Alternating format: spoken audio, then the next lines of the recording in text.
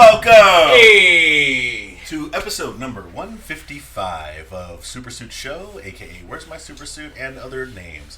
It's your boy Phony Toast, the toastest with the most. Other names. It's Task, the old nerdy bastard in the building. Sir, how are you? I'm alright, man. Okay. Doing good, man. If you haven't noticed, and I don't know if any viewers have noticed, but maybe if we ever get like super popular and go back, I haven't worn a hat on this show for like 3 days. You haven't. Or 3 episodes. You haven't. I've noticed you. What we doing here? You growing it out? Yeah, a little bit, man. I just decided, I was like, you know what? I haven't done this in a while. Okay. And since you met me about 20s or so, after in my 20s, I normally had like a shortcut, maybe some curls. This is sometimes. true. This is true. When I was in like high school, my shit banged out. My shit came off top all the way down to like my chest. Okay. I had cornrows, the braids, the little fucking Nice. throw out, the whole nine. You know what I'm That's saying? word. That's word. So, yeah. You want to get I was the like, natural. Yeah, man. I hit 37 this past month, so I was like, you know what? Let me see. Like, let me see what the hair is doing, man. Nice. That's what's up. Especially going into No Shave November. Oh, okay. So are you not shaving? I don't believe in the other No November. Oh, That's just stupid. You're not doing no nut November? Hell no. No nut. Not what I got a woman for. Yeah. We Not what I got to do. I don't understand where this came from. Absolutely. Hey, man. All the lonely niggas putting out hashtags. Hey, man. Bum niggas needed a month. It was like, hey, let's sabotage everybody else. Absolutely.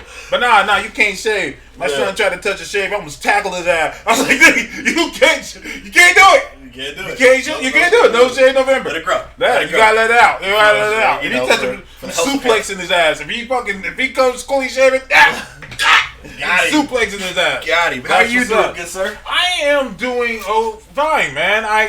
Nothing. Everything's good. That's good, man. Yeah, man, just working at the weed department. And they get mad. Here's the deal. They get mad that I call it the weed department. They're like, it's cannabis. And I was just like, it's weed. It's weed. It's weed. And that's okay. Well, weed is classified as a different plant. Yeah, There now here are we go. Multiple Now here we strains go. of weed, as Here people we say. go. No, weed. Well, I can understand that. You're right. Weed is a slang term. It is. You know, like for example, if I walk in the office and I'm like, "Hey, niggers," versus Whoa. versus walking in the office, like, "What's up, my niggas?" You might be like, "Hey, bro, look, you can't say that. You can't use the word with the A." I was saying if I said ER, you beat my ass. You wouldn't say that. There'd be no words. You like, that's derogatory shit, motherfucker. Jesus And Christ. you getting fired. Why you go straight to the hard ER? Like, goddamn, nigga, we just started. Well, and that's one thing about me. Like, I see. I think the hard ER is funnier than the A.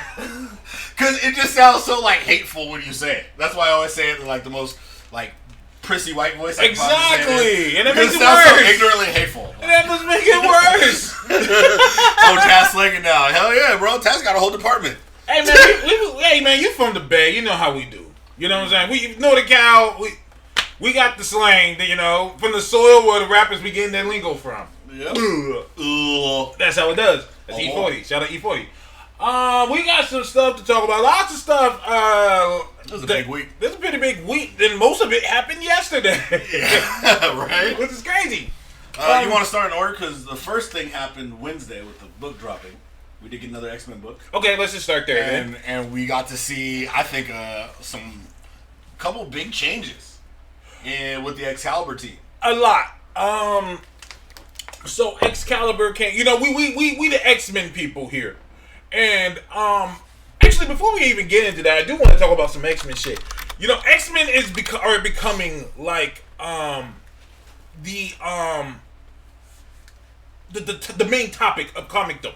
We're getting to the point where X-Men are like, you know, getting back to where they were in the 90s, where like every single week, like I said, I feel bad for every other comic coming out. Yeah. Because every week it's X-Men. Every week everyone's like, what's the X-Men book dropping? X-Men, and then what else? And then what else is coming? Which is sad because my man over in Immortal Hulk has had a great run. Absolute Carnage has just been off to a great start. Mm-hmm. I mean, we've got a lot of other little books that then the others. Yeah. And that's fine. Then the others. Invisible Woman was great. Deceased is great. Deceased just ended. That was great. It was very bleak, like goddamn, but which is good. I think is good. Yeah, and I think that it's good and bad.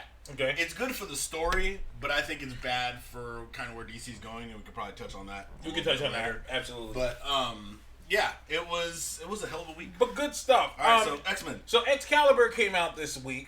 So basically, what it does is it introduces a new status quo with Psylocke.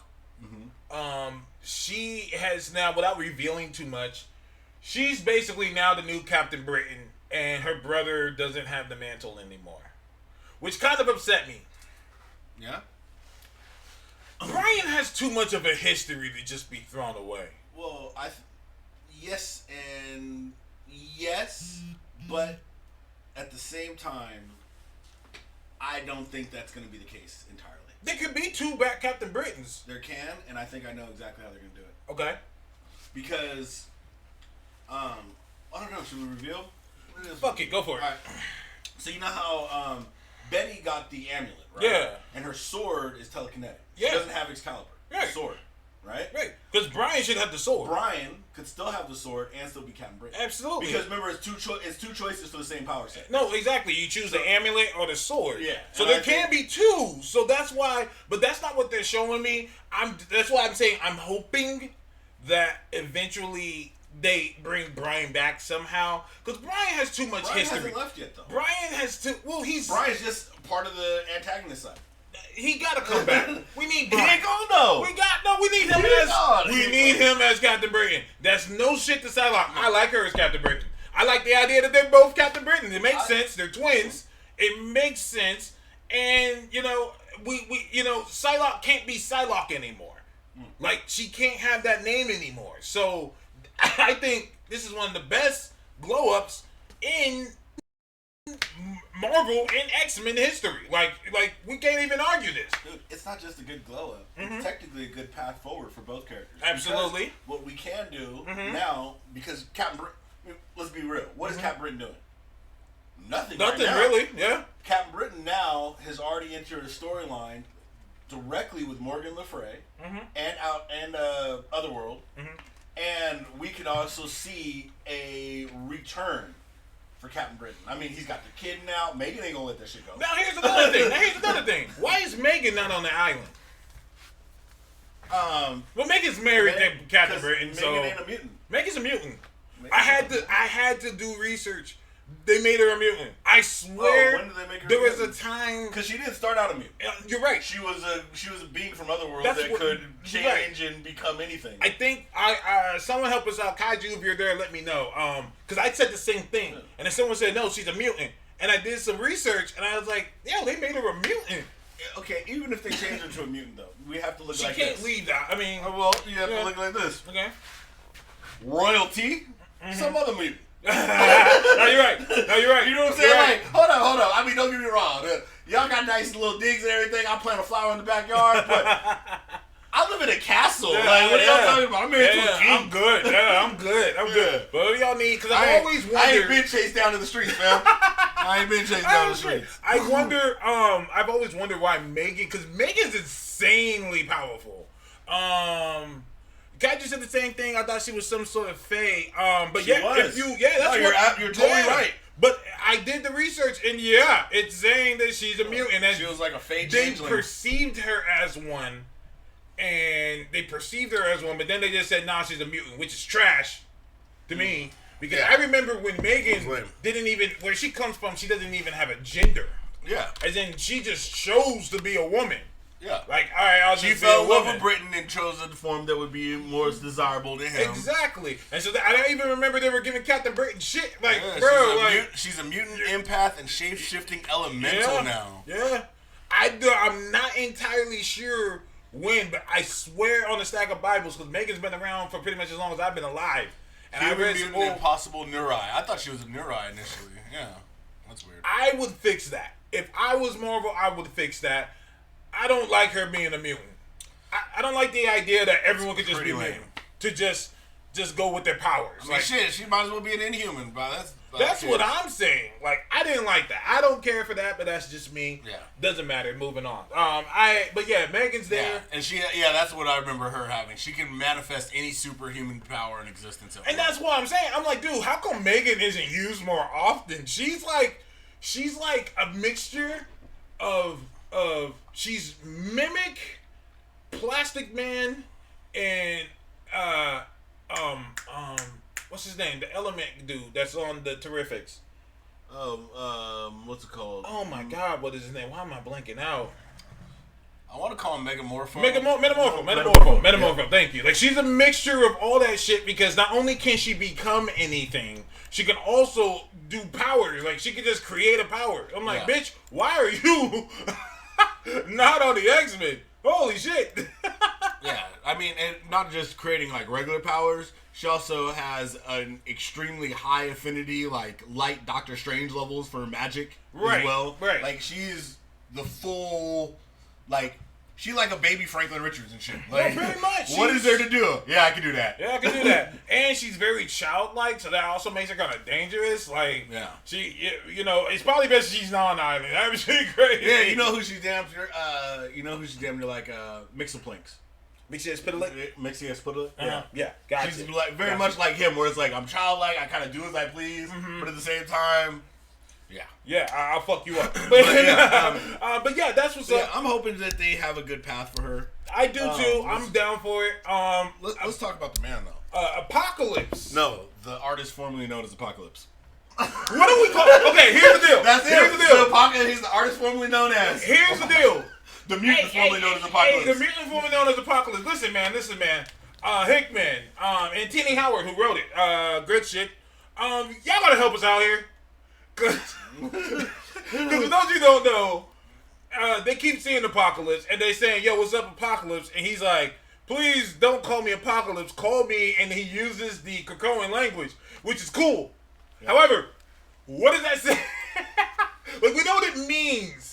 But how do we pronounce it? The mutant formerly known as Apocalypse. Okay, fine. That's how you do it. Formerly known as Apocalypse. All right. I'm down with that. That makes perfect sense. The big A. That's all you need. What's cool about it though, when you look at it, it almost looks like the belt he used to wear with the A on it. It does. That's what I see an A there. Yeah. So I'm wondering if that's. Yeah. I think it's just probably Apocalypse and Krakoan. Well, no, that's what it is. It's just, or it's in the Somnambur. Well, I mean, Hickman, you've already taken us 75% of the way. You gotta do the extra 25%. You actually have to show how it's pronounced. Like, we get what it means in English when we read it, but we need to know how it's pronounced now. Yeah, big A. A dog. It's A dog. A-D-L-G. Big A. What's up, Big A? Pocky Pox. That's what's up. I ain't calling the man Big A. But anyway. I ain't calling the man Big A. You don't catch me calling the man Big A. Call me Delicious. Grown man, dog. Grown man. But yeah, Apocalypse is on his Thanos shit right now. Tell me more. You remember when Thanos, not this current series, not his current solo series, the solo series he had before, when he went on his when he had a change of heart.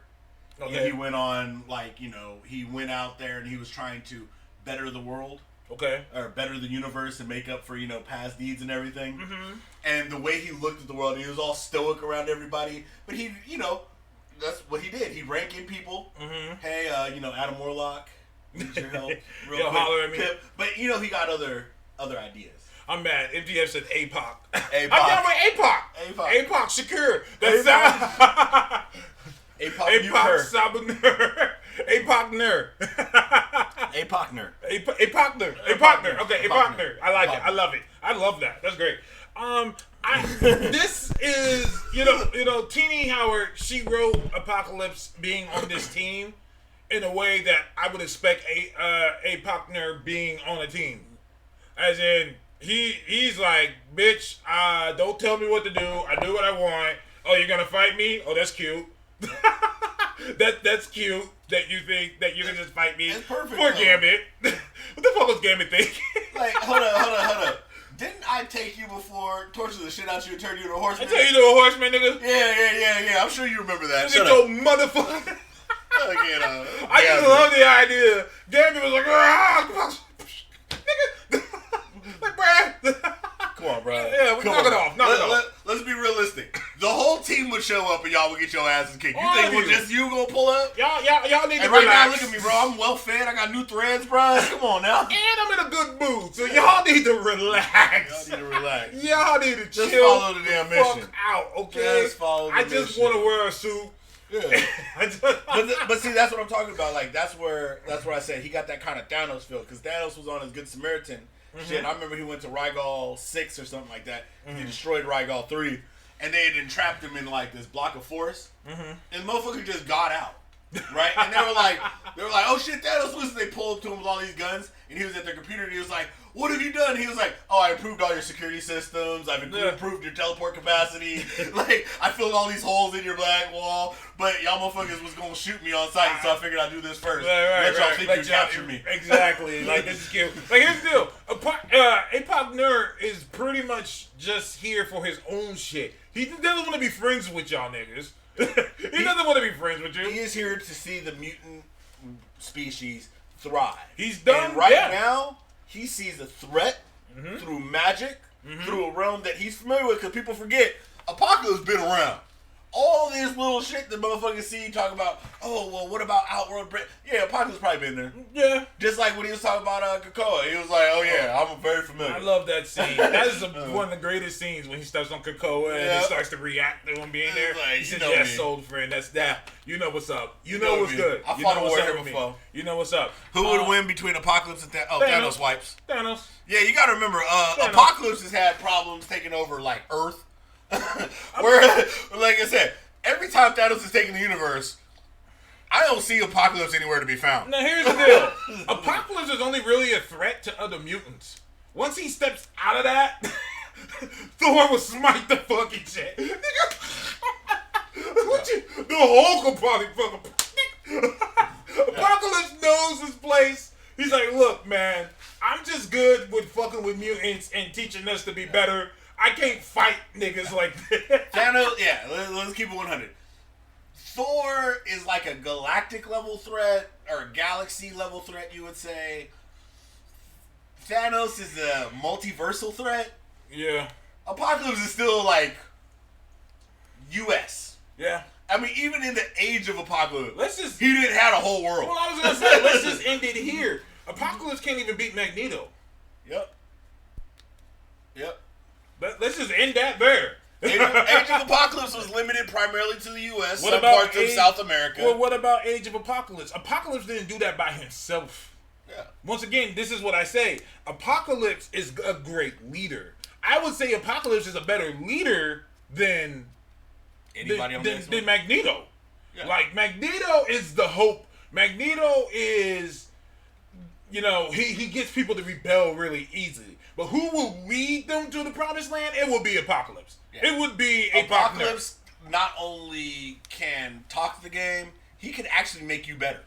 Yeah, that's what I'm saying. Like Apocalypse is like, he has the keys to evolution. Yeah, like Apocalypse is like, bitch, let me upgrade you.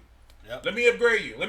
I can see that being a thing coming up in Jonathan Hickman shit. When something fucked up happens and Apoc Nerd like, yo, let me upgrade everybody. I got some technology. I got some folks. Yeah, you see how people. Well he understood the powers and everything. He had Rogue pull up. It was like, oh yeah, I need Rogue. Because he knows exactly how her power works. Well, that's funny how you brought that up. So in the Excalibur book, Rogue touches. We kind of get ahead of ourselves. There's Krakoan transportation things. Yeah, they plant a flower and they create a portal. Create a portal. There's a portal that's there that they can't go through, but things can come into Krakoa with. So, of course, everyone's like, oh, what the fuck? Let me tell you my first problem with this book. I do not like how the team is formed. I'm not a fan of it. Okay. I'm not a fan of the idea that pretty much the whole team was created because of happenstance. Mm-hmm. As in, Jubilee's here because she talked to Betsy one time. And all of a sudden, okay, she's on the team now. Wait, what? And same thing with fucking Rogue and Gambit. They're just walking, and all of a sudden, Trinary, who is great, and I hope she ends up being on the team, just says, hey, I need y'all real quick. Like, I was like, that's kind of a whack way to assemble them. I feel like that could have been written better. Wait, I need y'all real quick. Apocalypse had them called. So you're talking about the Rogue and Gambit? But did he call for them, or was okay? Well, I'll give you that. Well, he called specifically for Rogue. Right. But so Gambit came along. See, but he might have also called for Gambit too, because Gambit and him do have history. Oh yeah, of course. And but here's my thing too. I feel like I would have liked it better if he needed both of them for different reasons. As in, there's gonna be some kind of traction. There's gonna be some kind of thing that needs to be absorbed. Cause they're both well, Rogue's an absorber of sorts. I mean, she can absorb. Gambit can do it kind of as well, just nowhere near on the level as others. But I felt like I would have liked it better if their traits would have been needed for different reasons. I'm hoping that Apocalypse gives Jubilee an upgrade. That is what That's what needs to happen. Because when the smoke clears, people like Jubilee because of Jubilee, not because of her powers. Her powers are shit. Her powers are trash. And to like Jubilee, you have to accept that. You have to accept the fact that her powers are trash. Mm-hmm. And they're not. So I'm hoping they do something like that. June asked, what villain by himself can compare to and stand to Thanos without a power boost? Off the top of my head, I would probably say you're moving into the realm of higher level power, so Molecule Man, the Living Monoloth, maybe. Doom? No, not without a power. Oh, not without a power. Okay, I'll give you that. She said not without a power. I'll give you that. Just talking about I'll give you that. Up there raw. Annihilus. I would say Annihilus. Especially Annihilus with his cosmic control rods. Surfer. But she said villain. Okay. She said villain. I'm trying to give her because otherwise I go into Odin. I got you. I got other characters there. I got you. You know what I would like to see? Oh my God, what's his name? Magog versus Thanos. I think that would be a good fight. Magog versus Thanos. Because both have brought death to gods. That's what I'm saying. Magog versus Thanos would probably be a good one. Thanos. That would be crazy. Dormammu could stand to Thanos. Mephisto can't. Mephisto. Thanos pulled up on Mephisto. Dormammu, I don't know. How about Shuma Gorath? Shuma, yes and no. Shuma's problem is arrogance. He's not as tactful as most other characters. And we already know that Thanos can deal with interdimensional parasites. This is true. That Thanos run we were just talking about. Okay. We can agree. So that, because you have to have intelligence to deal with.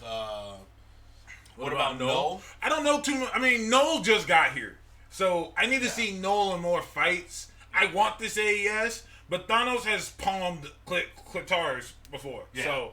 I need more than what I'm getting. Like I said, once again, you're talking about, he's not even an interdimensional parasite. Right. Like, he's limited to this reality in this realm. So, I would probably stand to say, Null's more powerful when he has all his toys. But Null's a hard one to argue just because we don't have...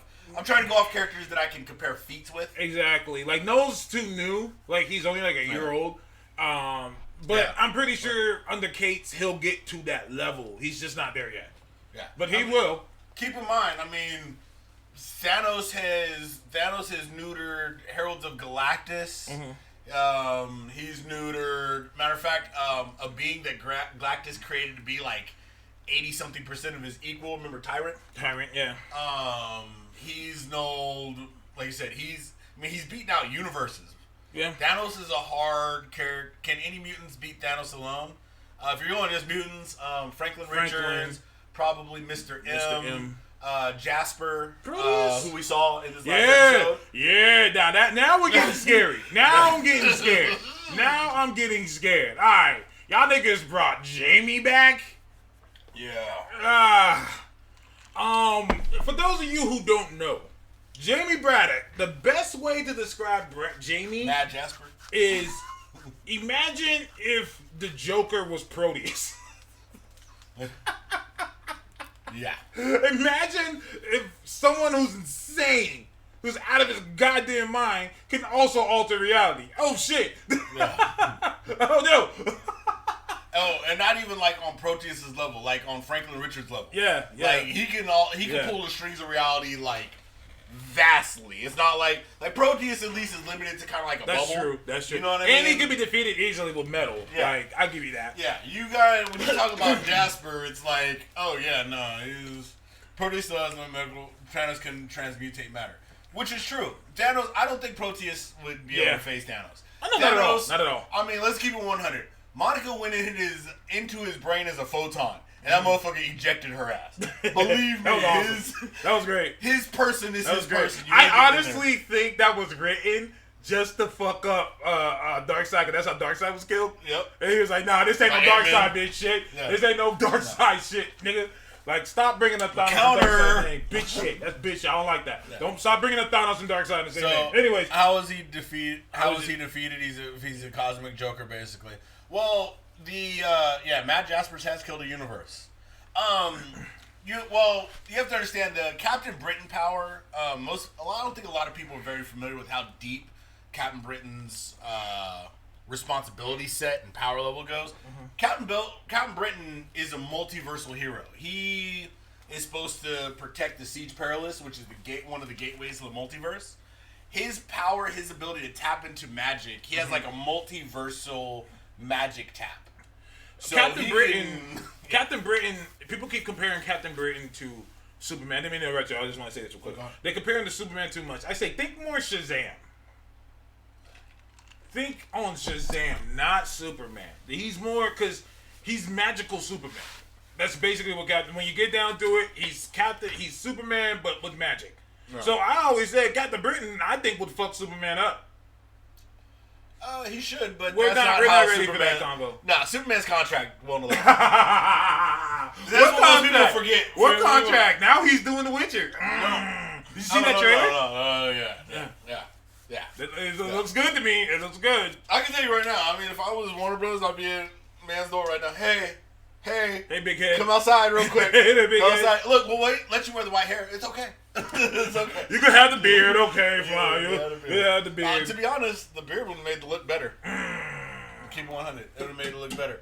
But no, Matt Jasper wasn't the issue, and apparently he's gaining. I'm guessing they're working on his mental state.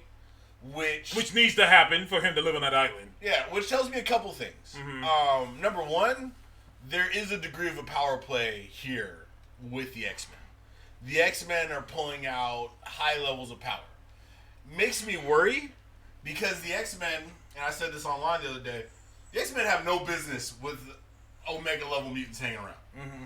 Every single time any high level mutant that could bend reality or do anything like that gets around the X-Men for too long, shit gets fucked. Yeah. Wanda ain't even a mutant, and she hung around the X-Men long enough, because remember, she was, her mind was breaking around the Avengers, right? She just fucked up the Avengers. Mm-hmm. They put around X-Men, Magneto and Xavier for long enough, she went mad and killed all the humans and killed all the mutants damn near. Franklin Richards. Mm-hmm. You put Professor X and Xavier together, they kidnapped that little boy and tried to have him take over reality. No, absolutely. You leave Beast around the time machine for long enough? That fucking guy. But yeah, no, absolutely. They ain't ready. Can we talk about Captain Britain versus Thor? Thor. Thor's a better fighter. Thor mop him. Let's keep. Like Captain Britain is powerful. He ain't no Asgardian. Yeah. Well, I mean, not even just not Asgardian. I mean, Thor has like 1,000 years of fighting experience on him, and Captain Britain's not known necessarily for his fighting prowess. I can agree with that. Like, let's keep it 100. You took his powers away and put him up next to what's it called? Damn, what's Dane's name? Black Knight. Oh, Dane Whitman, yeah. Dane Whitman would outskill his ass, no problem. Absolutely. Like, he ain't that shit. His sister would whoop his ass. That sound like a fucking. He ain't got that little skill. No, absolutely. So yeah, I can agree with that. So can we talk about Fabio's new name? Gold Balls. No. You don't want to talk about his new name? Like they said, it ain't gonna stick. This nigga said I go by Egg now. Nah, bruh. I get it. You trying to get respect on your name, but the problem is you're one of the five. You already have it. You should have just been called Gold. Gold, or just stick with Gold Balls. Goldie Loke. Goldilocks. That's a rapper. He's dope. I know. But yeah, so where does Blue Marvel rank among them? Here's my problem with Blue Marvel. For some reason, Marvel is scared to include Blue Marvel in anything because he's just not in enough shit for me to even talk about. Like, I need to see more of him do shit. I need to see more. Blue Marvel right now is probably, I mean, from what they've shown of him, he is supposedly supposed to be closer to Silver Surf, somewhere between Silver Surfer and Hyperion. Right. He's Black Superman.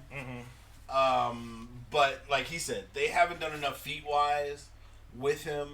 I could see, I mean, he's been at fights where Thanos has pulled up and Thanos has walked away. So obviously he ain't just doing Thanos in like that. That's true.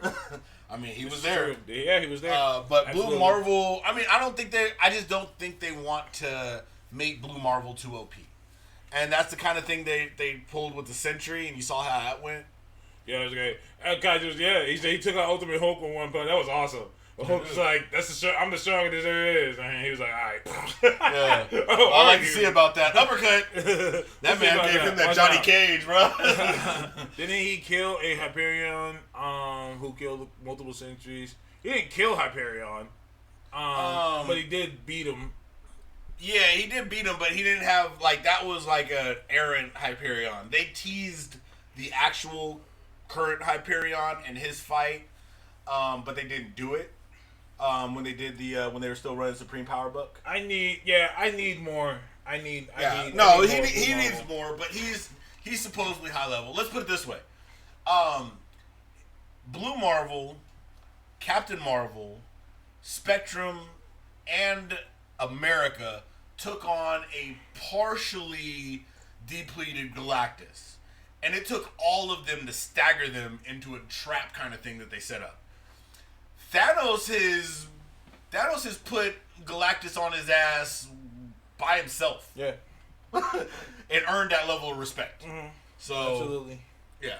Good shit. Absolutely. I agree 100% with everything. But yeah, it's just too far. They need to give him more love. What's gonna happen? Let's back to Excalibur. What's gonna happen to Rogue when she leaves her chamber? I think that this is somehow Rogue is gonna get her flight and strength back. I disagree. Okay, tell me more. I think the Rogue's powers are gonna be reversed. So you know how she leeches off powers? Yeah. Right? And she could take part of the power? Yeah. You saw when she touched Krakoa and all the leaves and everything started growing. I think her powers somehow are going to get inverted now. Instead of, sapping your powers, she's going to give you too much. Okay. So when they put the dampener on her, she's probably going to overcharge it. Because remember what they were leading into earlier in the episode was, Gambit was trying to hit? Mm-hmm. And she was talking about, I don't want to wear a power dampener everywhere where we're over here. Right. Whatever. Right. And they're talking about making more babies. Well, I think she's going to have the inverse where, she's going to try to get down with the power dampener and she's going to overload Gambit to a degree. Or, I think that's going to be, she's basically going to be almost like a Cortez. Cortez, where she's going to be a power booster. Where's Fabian Cortez? I don't know. I haven't seen any acolytes. Where the acolytes? Well, we saw Exodus, so he is the main acolyte. But I was gonna say that. He is. Do you need anybody else? No, you're right. But I would like to see Fabian and the others. But I just know they're doing something with her. They have to. They really do have to. They have to. She's too lightweight OP. She really is. When you think about it. I mean, that was my problem with Hope Summers. I was like, so she's Rogue? No, she was better than Rogue. She was Rogue because she could take powers without touching you and without, the fucked up mind shit that Rogue gets when she does it. She could just take the power. Wait. Which is another reason why I'm shocked she's on the island. You know what I've never understood with Rogue, especially? What's that? You know how she gets the fucked up mind shit? Mm-hmm. Why don't she just touch Professor X one time before she leave every day? Then she know how to deal with mental shit. She can just cast the thoughts out. Just cast it out. Yeah, Miro's in the place. What's up with you? Thank you for joining us. Welcome. I think Rogues. I think that's what they're doing with Rogue. Just because when she touched the branches, they came out immediately. That's true. And she doesn't read it again. And when you think about it, she's on a team where she don't need flight and anything else. You know why? Nobody else on the team can fly. Think about it. It's a walking ass team. It's a fucking stroll. Yeah. I mean, the only person there who could kind of levitate would be Apocalypse. Kind of. And he don't do that shit. No, yeah. Apocalypse be riding a horse before he levitates. I'm weak as fuck. No, you're absolutely right. Either way, I'm in for it. I'm waiting to see how Richter ends up joining the team. June said, I'm just tired of hearing people say they want Rogue to take Captain Marvel powers. No. That ain't gonna happen. No. Not only that, but let's keep it 100. People forget that when Rogue had Captain Marvel powers, Captain Marvel was still Captain Marvel. Well, she was Miss Marvel, but or Warbird. But yeah, she didn't like. Everybody keep being like, oh, well, she fucked up Captain or Carol, and she took her power. She had half of Carol's powers. Exactly. Which even if that Carol has the tap in the MCU into the power infinite because she now has her power from the Space Stone versus Kree genetic experiments. Right. So half of Infinity is just still like a small portion of some number that was there at the time. Right. Now here's no, you're right. Now here's the deal.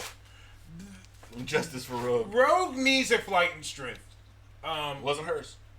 No. Here's the deal. They can still have her have that and just not have it. That just could be a part of her power now. You know what you know where I would have seen them do it? Who? And this would have probably been for a more deeper storyline. Rogue, when they had Rogue touch the portal, they could have had Rogue should have connected to both Betsy and Captain Britain and took Captain Britain's flight and strength. Because remember, that's his only. That's what I was thinking as well. That's what I was thinking as well. Because she could touch that, she could take both. Right. And that's what I was thinking was going to happen when she wakes up because what's her name took the amulet. The amulet doesn't give you flight and strength. The amulet does. The sword does. So that's what I'm thinking. What ends up happening is Rogue gets the flight and strength from that. It's just a big part of her character. That was when she was her most popular. And also, the X-Men need more tanks. Like, they've lost a lot of their strength, especially when they lost Rogue. Now they pretty much only have Colossus. so it's like they just need that. What about Guido? Have we seen Guido? I haven't seen Guido yet. We need him. I was gonna talk about that today. Somebody need to work on Guido's heart for him. Let Guido be Guido. Meryl, ain't nobody can touch Captain Marvel in the MCU. That is a hot fact. They've already said Captain Marvel is the most powerful character in the MCU. In the MCU. I mean, I'd say the only person who could probably get close right now would be Scarlet Witch. I was gonna say, yeah. Wanda. Wanda's the only other one. Outside of that, you better hope that you better hope somebody invents you some shit. This is a good segue. This is a good segue. We officially are now having an Ant-Man 3. Yay! And why not? Why the fuck not? Successful franchise. Paul Rudd sells tickets. He does. People like Paul Rudd. I think that Rudd. this third Ant-Man film could either get to $1 billion or close to, depending on how they flip it. Now, my people are telling me, I keep hearing F4 in combos about Ant-Man 3. Okay. I keep hearing combos about Fantastic Four in Ant-Man 3. And the reason why, let's not forget, we still have the microverse to go over. Like, we still haven't been able... Right? I mean, the quantum realm. Sorry, yes, the quantum realm. We still have to talk about the quantum realm. Like, there's still a lot of shit in there that is like, wait, what's going on? Wait, what's good? What's going on? So, the big rumor is... Because, let's not forget, Janet Van Dyne was in there. Yep. For hell long. I'm pretty sure she wasn't there by herself. And so... Yeah, because remember, she went in with an Ant-Man uniform, and she had clothes and She had clothes and she was talking about dangers and beings, and she had weapons that looked like forms. Exactly. So, yeah, she was at work.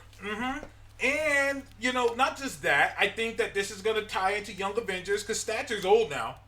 Cassie's old now. So Cassie will be there, and I'm pretty sure... You think we're going to get Young Adventures or Future Foundation first, since we're making the move? I think we're going to get Young Avengers, absolutely. Especially now with everything going on with Jeremy Renner. Because I was going to say, a very dope scene at the end of the Ant-Man 3 movie would be cool as shit. Where have Ant-Man, have Paul Rudd walking Stature into the newly remade Baxter Building out of the Avengers Tower and have what's it called, T.I. and crew doing the security, and be like, so this is where you're gonna be going to school. Listen, man, doing the security for the building. Doing the security awesome. for the Baxter Building. Awesome. You know what I mean? I keep forgetting T.I. is legit in the MCU. He's like an MCU. T.I. is an MCU character. He's an MCU character, and I think that's hilarious. But yeah, absolutely. We need a third Ant-Man movie. People, it's funny to me. Some guy, and I'm not, try to put people on blast, but he was like, I don't think too many people care about the third Ant-Man film. Well, let me break it to you like this. Enough people care. And that's all that matters. Ant-Man was never created with the idea that they were going to make hella money off of this. I like the idea, and even though they did, I just don't think that they were like, all right, this is $1 billion franchise right here. I don't think they went with that in combination. And the reason why I say that, Agreed. I was going to say, yeah, it started off, they cast fucking Paul Rudd.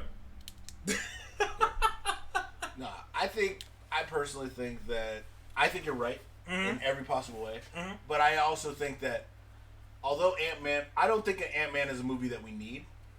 I don't think Ant-Man is a movie that people want.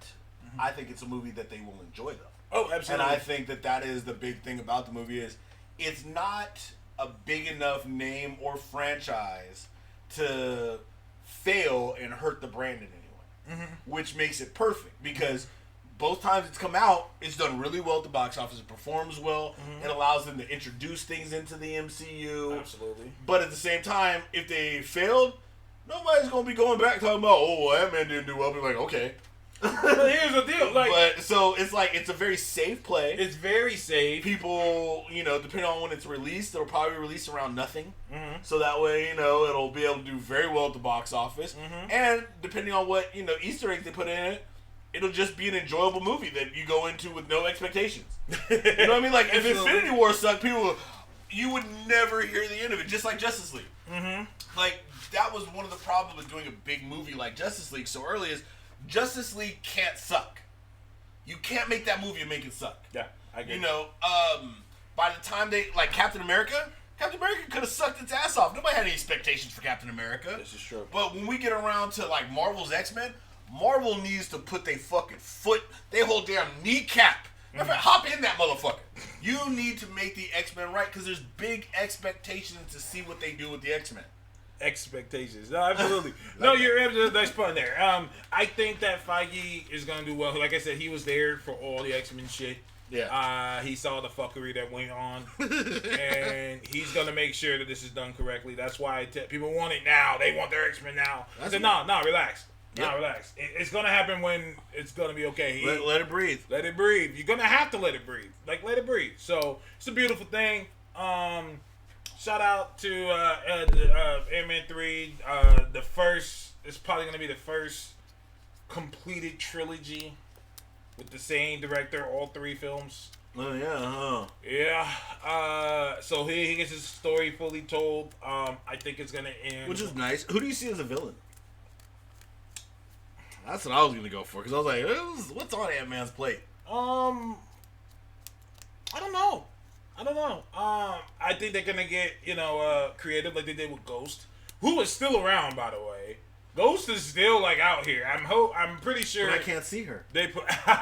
I'm pretty sure that they're gonna do something. I keep hearing Thunderbolts. Thunderbolts keeps getting whispered around. I think Thunderbolts would be a good team, especially now that Gunn's over there doing Suicide Squad and stuff. Absolutely. Marvel could go and show them how how you do a real ragtag team. Do real villains and shit. So shout out people like Paul Rudd, and if nothing else, folks will show up for him fanboying. MODOK. I like that. I like how you're working with that. You know what's sad though, because if they did MODOK, the person I'd want for MODOK is somebody who's already been in the MCU as a voice. Who? Spader. I think James Spader would do a fun MODOK. He could do it still. You think the AI would we cross the AI over? Just because he has he has a very tellable voice. Well, just have it. MODOK. It could be his head. He is head. What else is he? Wait, what? What else is he? MODOK is just head. No, that's what I'm saying. No, what I'm saying is it could actually be Spader's head. Spader's head just floating. Big Spader's head. Yeah, big old Spader head. Spader head. Spader head. I'm okay with that. Okay. I'm absolutely okay with that. I like that. I like MODOK as an idea. AIM, the bad guys could be AIM, which makes perfect sense. AIM because it's a long ass acronym, and you can see Paul Rudd having a hell of fun making fun of that. Yeah, absolutely. And they use the Young Avengers. I want them to bring back Ultron. I'm still holding to my idea that Guardians 3 will be Annihilation, and it will be with Ultron. I'm still holding on to that idea. You think Annihilation, they'll go Ultron versus something else? Because, see, I don't know. I don't necessarily want Guardians 3 to be Ultron, to be Annihilation. Okay. Just because I would love to build up Annihilation type event through characters like the Fantastic Four going over to the Negative Zone and such. But I don't know. Annihilation to me was just too good to be a one movie event. It was just too good. You have too many moving parts. I mean, you're not wrong. Parts. You're not wrong. Where's my Nova? You just want Nova. That's what it is. I don't just want Nova. I want Nova. I need my war-torn Star-Lord. I need my, I need the whole feel. Where's my Nihilus? How you gonna give me Annihilation when you ain't got Nihilus? You gonna give me Ultron Nation? I mean, what? Ultron Nation. Remember, the Age of Ultron was like a 6-hour Ultron event. That was my problem with that. The Age of Ultron. The Age of Ultron happened this afternoon. No, you're not wrong. I just think that Ultron needs to come back. I think a great way for him to come back is that he sent one final signal off of Earth. So when they scan Earth, they don't see Ultron. And what's that? That's where I said Grey Gargoyle. Grey Gargoyle. I haven't heard people talk about Gargoyle. Grey Gargoyle. I haven't heard that in a while. Turn to the stone. Yeah. They use the Young Avengers. I think that Ant-Man 3 is going to be like a pedestal to catapult other things. I think Fantastic Four is going to be in there. I think we definitely Young Avengers, especially now with everything going on with Jeremy Renner. I think that they're going to start fast forwarding. There's a big power vacuum now that Thanos is gone. They could do something with that. I don't think there's a big power vacuum per se. The way we've seen things out in the MCU hasn't led us to think that what's it called? Thanos wasn't really ruling over anything. Thanos was like fucking up planets and just leaving. Yeah. And letting the planets restore themselves. So it doesn't feel like there's much of a power vacuum as you would say with like a Kingpin going down. You know what I mean? Like Kingpin goes down in the hood, there's a power vacuum. Like motherfuckers be scraping to, pick up the city. But yeah, I don't know. It'll be something interesting to watch. Interesting to see. Either way, I'm glad Ant-Man 3 is coming out. People need to stop bitching and moaning and complaining, saying, no one asked for this. No one did ask for it. But guess what? You're going to get it and most people are going to like it. Here's something that's going to shut... No, you're right. And here's something that's going to shut everybody up. Ant-Man 1 and 2 is so far beating Thor 1 and 2. Well, because Thor 1 and 2 sucked. So it's like, if you want to go there, it's on par with Thor. And look at what's going on with Thor now. Numbers don't lie. So it's like, somebody's fucking with it. And it's mostly Asia. Asians love Ant-Man and Wasp. They get it. It's crushing over there. I mean, let's keep it 100. Bugs sell. Because we also did, speaking of bugs, we also got an announcement for Bugverse 2. Enter the Bugs.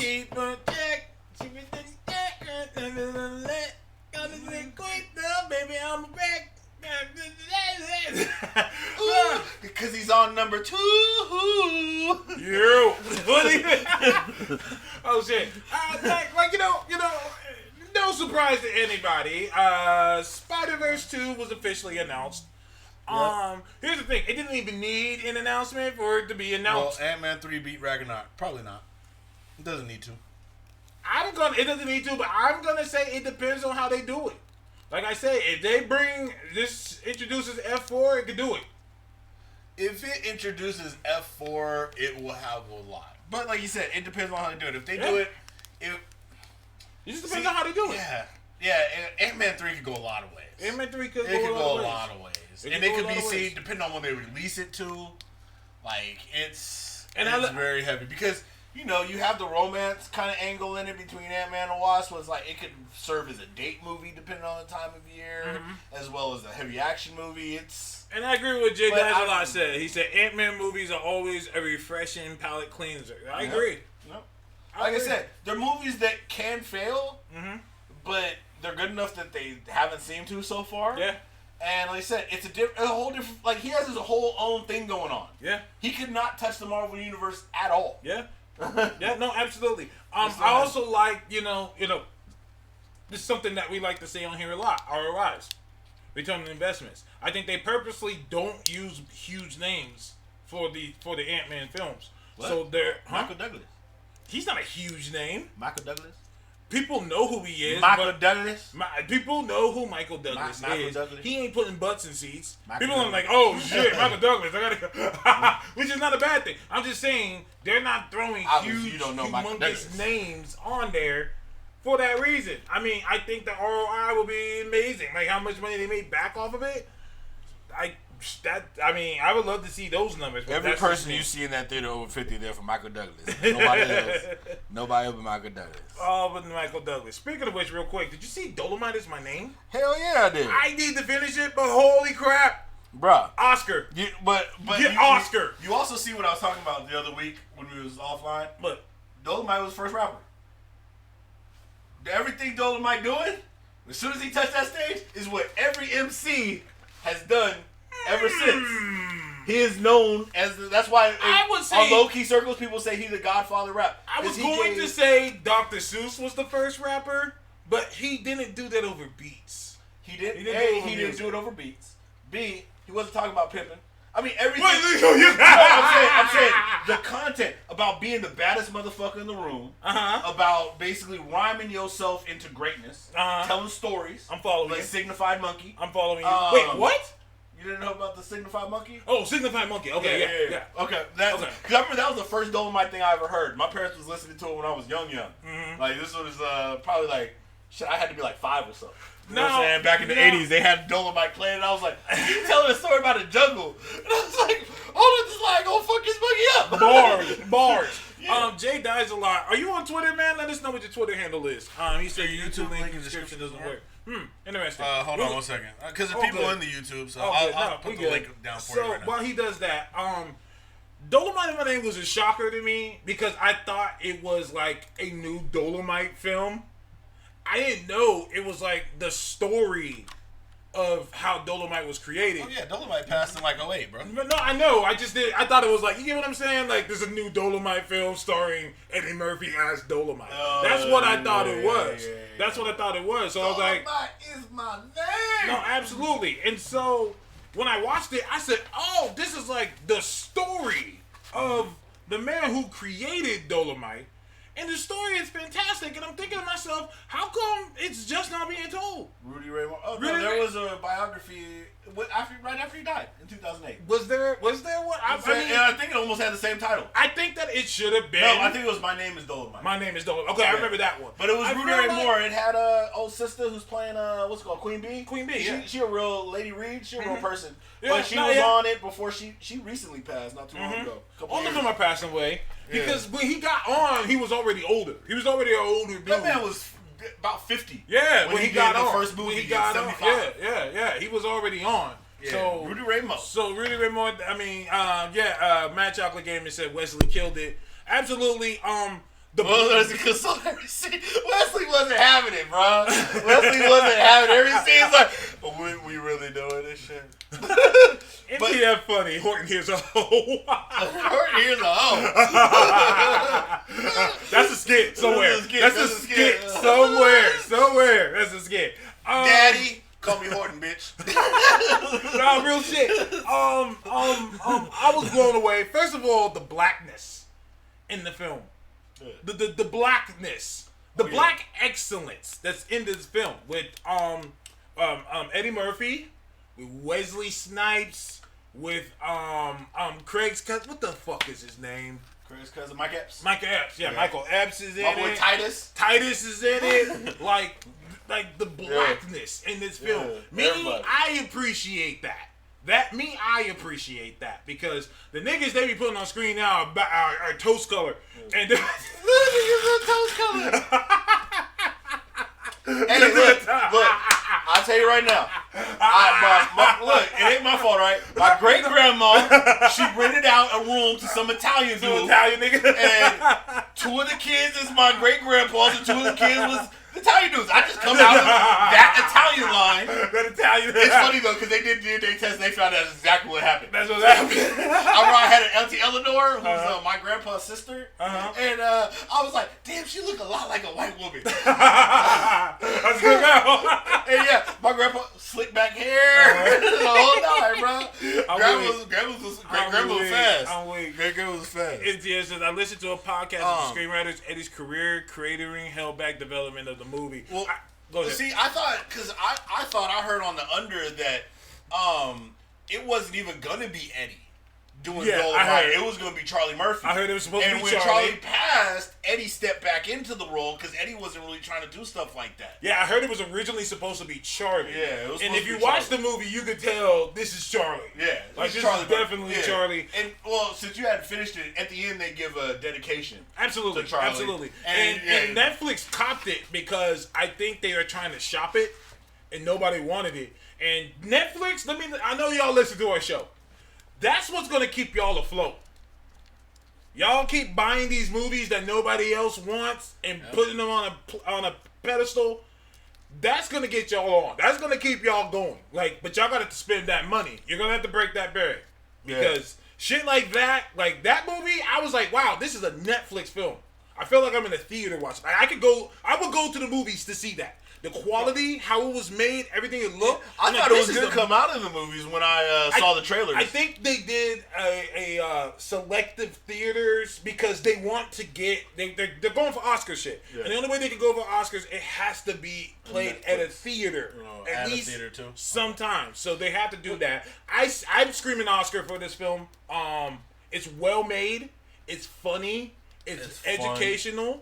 It's uplifting in the sense of if you've ever been somebody who's been told no, who told you can't do it, man, you know what I mean? The shit that nigga went through, the shit he went through. My nigga 50 years old going through this. The shit that he went and found some homeless niggas. The inspiration, and this is what I tell people as a creative, when inspiration happens, you gotta go and find it. You gotta go and get that shit. I'm a big fan of saying everything you want to do in life is yours. You got to go get it, though. That means it might take you some years. That means it might take you a long time. But it's yours. Go and get it. And if that's what you got to do to get that, then that's what you got to do. My man literally worked at a record store. Mm-hmm. Had to enter a record store DJ play. Well, Snoop Dogg was on some movies. Snoop! My nigga was in the same record store. And my nigga said, I ain't playing your records. Nigga, we in the same bum-ass record store, nigga. You thought this man was at a radio station or something trying to do it. Y'all niggas in the same little booty record store. And niggas still won't play your shit. And that's very 60s, 70s where music stores did also have radio stations. Yep. It makes sense. That's where they kept all the records. Kaiju sitting right here. Dolomite, The Last Post, and Gil Scott Heron were huge influences on rap. And I just don't think they're talked about as much. Because I remember watching Dolomite, and if you haven't seen Dolomite,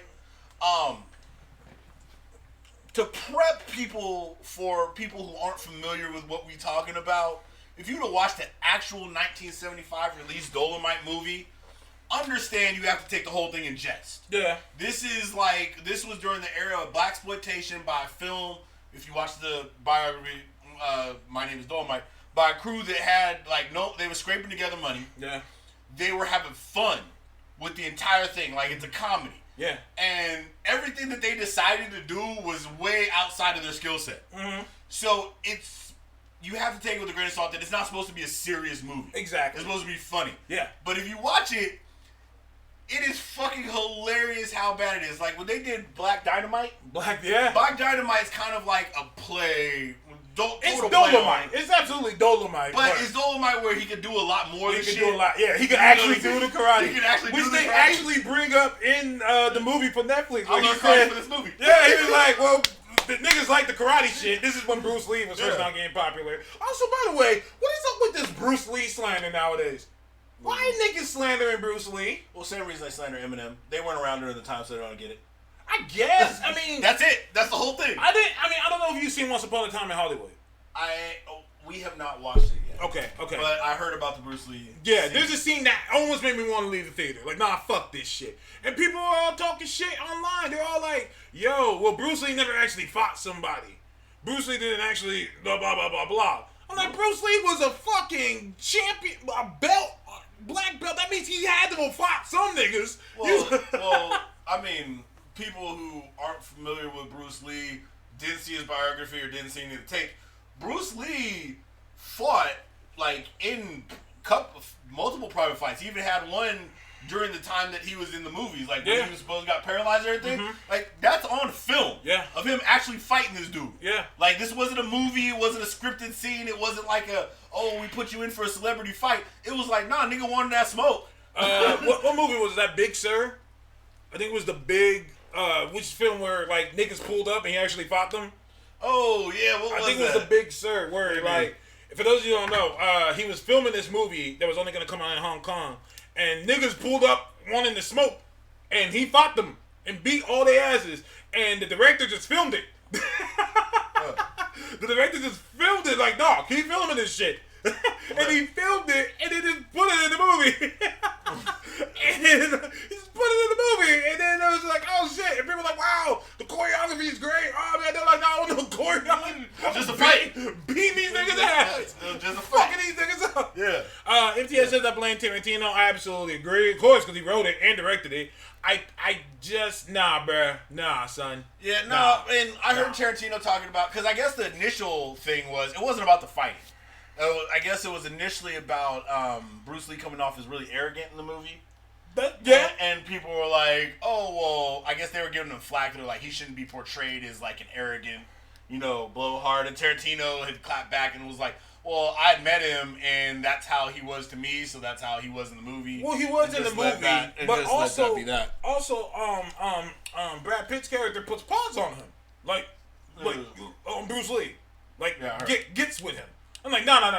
But at the same time, but like niggas who actually knew Bruce Lee were like, nah, son. One of the first people to come out, Kareem Abdul-Jabbar, wrote a whole thing about it. It was like, nah, son. But see, and this is where, and don't get me wrong, I haven't seen the movie, so I can't really support. But this is where I have to say, like, there's got to be a certain amount of, certain amount of shit you got to take with a grain of salt in the movie. Absolutely, because it's not a biography. It's not. And that's what I have to tell people. So you're just trying to make this dude seem badass. So of course, who do you have him beat up?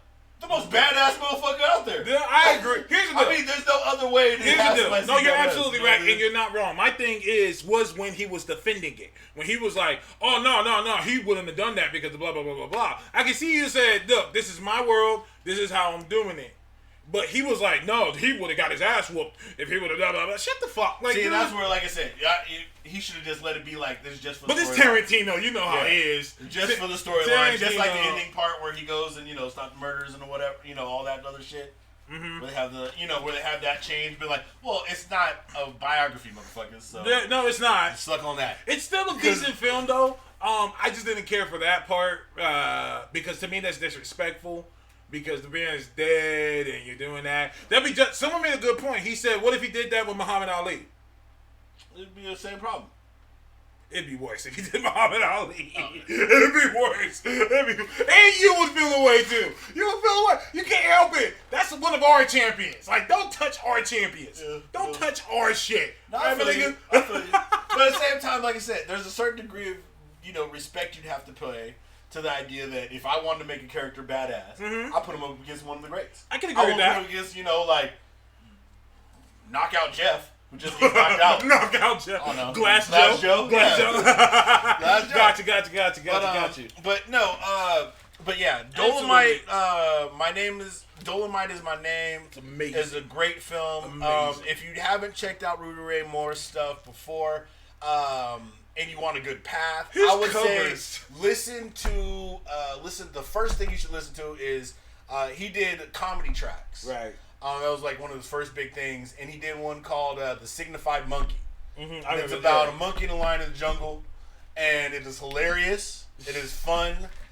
His movies, until you kind of have an idea of what blaxploitation kind of is and is supposed to feel like, they might be a little harder to swallow. When you do, they're very fun movies to watch because they're filmed and done so horribly. It's fucking great. Jay, So why you want Ali to get his ass whooped? Don't do that. Don't do that. Don't do that. He said Ali versus Bruce Lee. Bruce Lee fought underground matches. Like, Bruce Lee was fucking niggas up. Let's keep it with 100. Ali wasn't a fighter. Ali was a boxer. Yeah. Boxing to fighting are very different things. It's Real talk. very different world. That's why, like, when you have what's the dude's name that Mayweather fought? Mayweather? Recently, the MMA dude. I always forget his name. See? Conor McGregor. They'll box. Yeah. Well, you won't see Mayweather going in that fucking octagon. Oh, yeah. It's a whole different thing when you add different like different kind of fighting abilities, like, you know, kicks, submissions, and shit like that. Like, no. Kaiju, thank you, the Big Boss. I was like something like that. Big Boss, where he like actually fought niggas. You want to see Bruce Lee? Like, look at that movie. Like the fight. There's a fight scene that involves like giant bricks of ice. Yeah. Like that was some real shit. That was these dudes pulling up on the smoke. And that's exactly what happened. Exactly. We got hella off subject. It's all good. That's fine though. That's fine. Subject because you start talking about Dolomite. No. It's my fault. You asked if I see Dolomite. No. I said we did. We did. But, and that's fine. You seen the original Dolomite? Though, yeah, of course. Have you ever seen? I was gonna ask you. Did you ever see the Disco Godfather? I'm pretty sure I did, but I saw it one time. The best thing about Disco Godfather, I tell everybody this: if you watch the Disco Godfather, you'll see how funny blaxploitation films is. In the beginning of Disco Godfather, because he works in disco, the first 15 to 18 minutes, I forget where it ends at, is literally just the scene of them playing at a dark ass disco with the worst camera lighting you could ever see, and it's literally just a song playing, and you think like, okay, I'm gonna see some credits. It's literally the first 15 minutes. The movie's just him at the club playing some disco. I'm fucking weak. Longest fucking song ever. But watching these Dolomite films and thinking of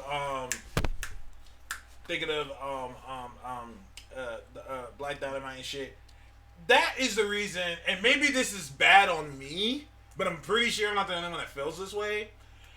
This is one of the main reasons why I couldn't get with the Michael Coulter Luke Cage. True. Like, because Power Man was the blaxploitation period character. Let's be real. Same with Iron Fist. Power Man was Dolomite in a Marvel. Yep. It was Dolomite. It was Dolomite without kicks. It's Dolomite. Exactly. He was basically Dolomite in the Marvel universe. Yep. That's exactly. He was a pimp. He's a former criminal. He rhymed. He rhymed everything. I mean, that motherfucker would pull up on Doom and ask for his money. Where's my money, honey? That happened. For $4. What was it like? It's like $40 or something. Yeah. Like, dude was like, the fuck? I don't play. The fuck? He didn't play. Yeah, no, he rhymed. He had a homegirl with an afro looking like, drawn like Pam Grier, aka Misty Knight. Like, I want, they did Kung Fu. I want to see Luke Cage in the MCU. See Captain America and like, he said, "Oh, what a mighty shield that man wields." Something like that. Like, I want that shield that man wields. I want that. Give me that. I would go too far to hold that star. My nigga. See, look at me, I'm all hyped up. Give me that. That would be great. I want that. I want. I know a man with a fist that can knock down a goddamn dragon. I'm getting excited, nigga. That's what I want. I want that Cage. I want him. The guy that got Michael Coulter. He's a good actor. He's very wooden at times, but he's a good actor. But to me, I wasn't sold on this is Cage. No, I wasn't sold on that. Cage needed to feel a little more like Black Dynamite. And I'm not saying in just a joking way, but the ability to give us those one-liners way. You know what I mean? Like, you couldn't drop a one-liner for us. Nailed you didn't give us the feeling of a nigga who's like, like you said, he wasn't a hood nigga. He Right. didn't feel like a hood nigga at all. Right. He didn't feel like you supposed to at the same time feel like a person that the kids would come up to, and you spit some shit to him. Right. You know what I'm saying? Like, got some bars for him. You Don't be no fools. Stay in school. Eat out more often. That was a good one. Yeah, eat out more often. Eat out more often. Yep. Eat Eat out more often. That was the greatest. What was I going to say? We some hood niggas. I'm from the block. Like I tell people all the time, don't ask me how I felt about that Luke Cage. Ask a nigga like MTF on the field, who's actually from a hood nigga from New York. Yeah. Like, I know some New York niggas, they were like, nah. They appreciate what they tried to do, but nah. He's from the Upper East Side. We don't talk about that. So people were asking me, well, then who would you get to play Old Boy? I forgot his name. I'm trying to find it right now. Yes. The guy that played Tyrese in Walking Dead, who was also the boxer on The Wire. I know you're talking about. Chad Coleman. Chad Coleman, yeah. Chad Coleman. For those of y'all, Google Chad Coleman. That nigga, imagine him bold. That's Luke Cage. Yeah, I can see it, especially because he feels like he's from the streets. He got that, look, I'm a good brother. I might have done some shit kind of thing. Yeah. You can see him come out pen yeah, a lot. Oh, you watch Watchmen? Yes. You know, old girl's husband, sister's husband. Yeah. Black. I forget his name because it's he like has like some African Yashir. name. Yeah. You know what I was thinking? Black Manta. Yeah, Black Manta. Yeah. You know what I was thinking? Because he's after great, by the way. you know who he would be perfect as? If they ever did a Black Batman. I agree. If they ever did a Black, because he has a stoicness, he can present himself as a millionaire and everything. Yeah. He looks like he could do the action. You know what I mean? He looks like he could be the suave Bruce Wayne type. I like him. I like him a lot. He looks like man, y'all fucked up casting him as just as Black Manta. Yeah. I agree. Like, y'all need to hear that nigga. But he's gonna be in the new Matrix film. Yes. I'm excited for that. Yeah. I call it Striking Vipers 2. Striking Vipers 2. He retweeted it. Striking Vipers. But think about it. You ain't wrong, bro. For those of you who don't know, if you haven't watched the Striking Vipers episode of Black Mirror, you're doing yourself a disservice. Go watch that shit immediately after this episode. It's fucking amazing. I had to watch my VR headset after that episode. I feel dirty. Shit, that was really well done. Chad Coleman is my, since it seems like they're going to be restarting shit, I'm hearing a lot of rumbling about Charlie Cox. I'm going to be real with y'all. It's looking like him and Jessica Jones are the only ones surviving. And maybe Berdenall. But so far, it looks like it's definitely Cox and Ritter. It's looking like it's definitely Cox and Ritter. Think about it, though. Out of all the shows, they had the most going for the shows. Absolutely. And I'm not talking about just as far as, their characters. Absolutely. They're villains, too. Absolutely. Because Vincent, that's Kingpin. That's Kingpin. Bring him back. They had a great bullseye. Yeah. Kilgrave. Yeah. Yeah, we need those. And don't get me wrong, I could do without Jessica's villains in the second two. Mm-hmm. Agreed. Don't get me wrong, but at the same time, they had the best universes built up. Punisher, you don't need to bring back his villains per se. No. I think they did a shit job on Jigsaw. Even though he was great in the first season, they just didn't do enough with the face. Like, you guys needed to mangle that motherfucker. Because watching that scene, bro, come on now. I don't know what, Tony Stark must be your motherfucker. I have trouble watching that scene. Like, I when I first watched it, I would pause it. Like, you pause it, I'll fast forward this shit. I'm straight. Let me see here. MTF says, I will introduce all the heroes for hire in the Shang-Chi post-credit scene set in NY. You heard it here first. The big rumor is that's how they're bringing Iron Fist in. Yeah, and that makes sense. They're bringing Iron Fist back in Shang-Chi. I don't think it's going to be the same guy. Thank God. Which is okay because, Iron Fist get replaced. He's not wrong. Iron Fist do get replaced. I'm hearing they want what's her name back. as Colleen Wing. Okay. An old girl who played Misty. Unfortunately, not really unfortunately, because she has her own show now, and it's her show, and people actually like it. Same thing with the Luke Cage dude guy. Which is good because, you didn't want it to go the same way that old Agent Carter girl did.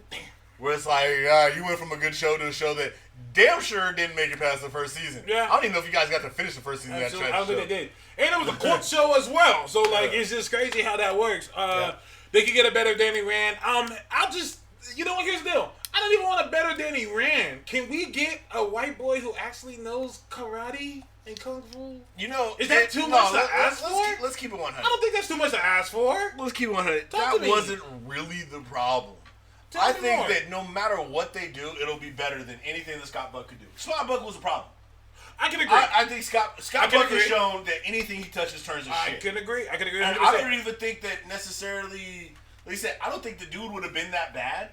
But like I said, the showrunner put it on a time schedule that didn't allow him to learn any martial arts. Mm-hmm. Danny isn't supposed to be the greatest martial artist ever. No. They could have used that. But instead, like I said, we had a whole season wasted on corporate espionage with a character that's about kung fu. Like, the second season should have been the first season. The second season was awesome. Second season of Iron Fist was great. But, same people. The second season was great. But since it seems like they're recasting, I'm kind of like, okay, can we get a nigga that knows martial arts now? Well, I don't think that's being... Shut up. Can we get a white guy Danny who knows... Dante Rand. Dante's Rand. You stupid. But can we get a white boy who actually knows martial arts? I don't think that that's being out of pocket. I don't think that's being weird. I think they should get old boy. I forgot his name, but he was in Doctor Strange. Kaiju, MTF, help me. I know y'all know who I'm talking about. He was one of the assassins working with Mads. And he was actually doing karate shit in there, and he acts. I'm like, dude, give him the role. Give him the role. Like, dude, they need to step it up. Especially if you're going to be in Shang-Chi, my nigga. If you're going to be in Shang-Chi, like, you got to handle that. Yeah. And also, Disney, don't fuck this up. Don't fuck this up. Get the Woo involved.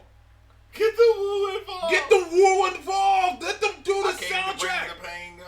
It's funny because that's all I want them involved in. Because I watched Man with Iron Fist. That movie sucked. Soundtrack was dope. What? And Man with Iron Fist, the movie. Oh, it was trash. It was so trash. It was so bad. It was basically RZA and friends. Yeah. Because for some reason he's really, really good friends with what's his name? What is his name? From Gladiator. Yeah. He's really good friends. Russell Crowe. Yeah. He's really good friends with Russell Crowe, which is random as shit. But the RZA's best friend is Russell Crowe, and got him in the film. No more buckery. Scott Adkins, thank you, MGF. Scott Adkins. Google Scott Adkins, look him up. The dude has the chops. Iron Fist does Scott Adkins is too good a fighter. Thank you, Trizzy, as well. Scott Adkins is too good of a fighter. Too good of a fighter. Better than Danny Rand ever. Oh yeah, Batista was in there. He was like that gold nigga. Yeah. Batista was in there. So he should be used to be wearing. I didn't even know. Hey, listen, man. Don't be shocked if Drax don't show up. He said don't be shocked. Don't be shocked if Drax is done, because that nigga was talking a lot of head. Hell of He was talking a lot of head. You don't diss the mouse. No, you don't diss the mouse. You notice the other members are silent. We'll just wait till it pans out. We'll see, man. We might be getting apologies. I'm just saying that. What happened at the beginning of the episode? So, we're at Drax's funeral. Kick it off. Damn, that sucks. I said, too bad. Replace Drax with fucking Korg. You're done. What's next? Now we got Korg. Korg is more useful, has done more, and it's funnier than Drax. Yeah. It fills the same hole. Yeah. I mean, well, actually, let's keep it 100. Thor. I mean, I was saying over him too. Do you need him there if you have Thor? No, we don't need. No, you don't. I'm all stuttering. No, we don't. You don't? We don't. You don't need him there. Get him out of here. Fuck out of here. Fuck out of here. Batista's Guns boy. But he's gonna be the group.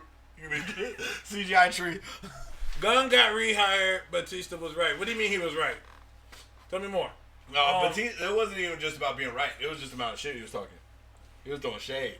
That motherfucker made it eclipse. Like, the wrestler hopped out. Batista, the wrestler, the shit talking wrestler. Going down, Mouse. You're gonna catch the suplex. Like, he defended Gunn. They all defended Gunn. Here's the deal. They all defended Gunn. But like my mom always says, it's not what you do, it's how you do it. Yep. Like, they were all like, man, we really want him back. It's unfortunate that what happened. Batista was all like, fuck Disney. You guys is fucking, shut the fuck. Yeah. Yep. You know, don't matter being right if you said all that fuck shit. Said he should have never been fired. Yeah, they all said that. They all said that. Batista was like insulting niggas. Batista added on. Like, Batista kept going. And you know, you can tell, you can even see them all in the back. Like, no, Jay, let me teach you something here. Never fuck up the bag. Never fuck up the bag.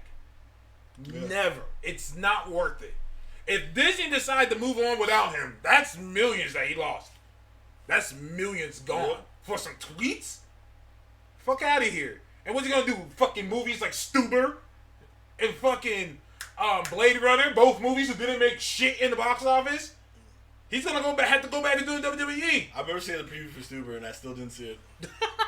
I'm just saying, Jay, we are OGs, man. He is under contract. No, that don't mean shit. James Gunn was under contract. Yeah, well, he's under. Here's the part: he's in a contract to be in that film. He ain't in a contract to continue with the MCU. He ain't in a contract to be in that film probably for long. But here's the deal. But here's the deal. The fact that they fired James Gunn just shows that there are contingencies in these contracts. Yeah. That there are ways. This is Disney here. You don't become as big as they are by not having loopholes. By not having the loopholes and being like, hey, yo. It's true. Like. Because there was a point where Guardians 3 probably won't happen.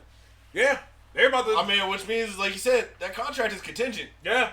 There's contingencies in these contracts. They could set some shit up and be like, nah, we good. We good, bro. Yep. And that's on both actor side, both actors and studio side. Which still end up being under Disney because they bought Fox. Oh, you Stuber? Yeah. Stuber, yeah. Exactly. They could end the contract. I don't even think they could end the contract. They could just be like, all right, we're done.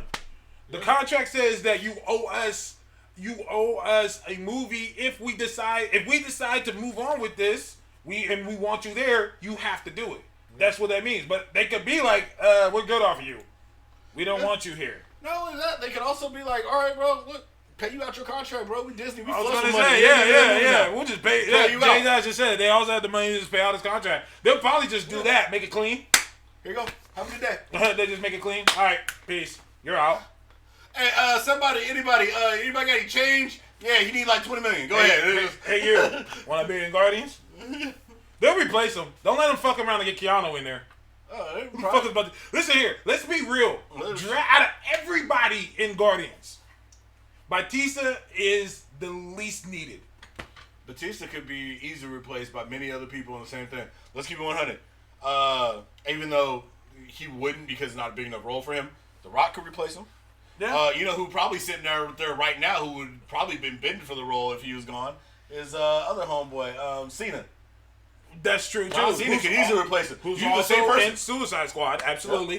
Yep. Matt Chaplin Gaming said it would be hilarious if they soap operated the role of Drax. MTF, who I keep forgetting, is an actual lawyer, says it's not a loophole when the non-disparagement clause is actually in the contract. Okay, there you go.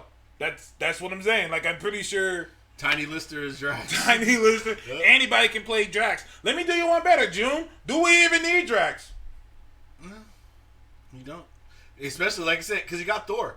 Thor and Drax is close to the same character in this. You're both comic relief. You're both the muscle.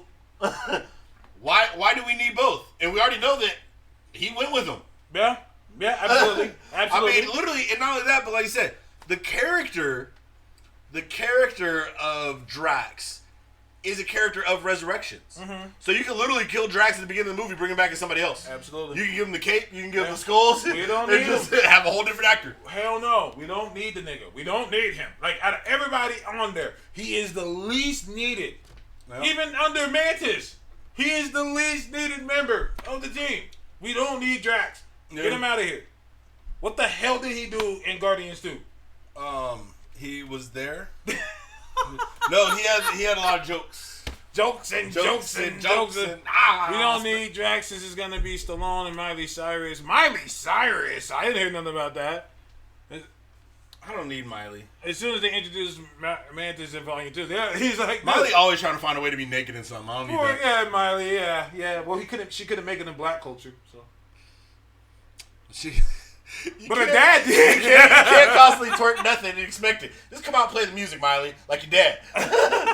Well, Billy Ray always been invited to cookout. Everybody know Billy Ray. Billy Ray got Billy Ray. Yeah.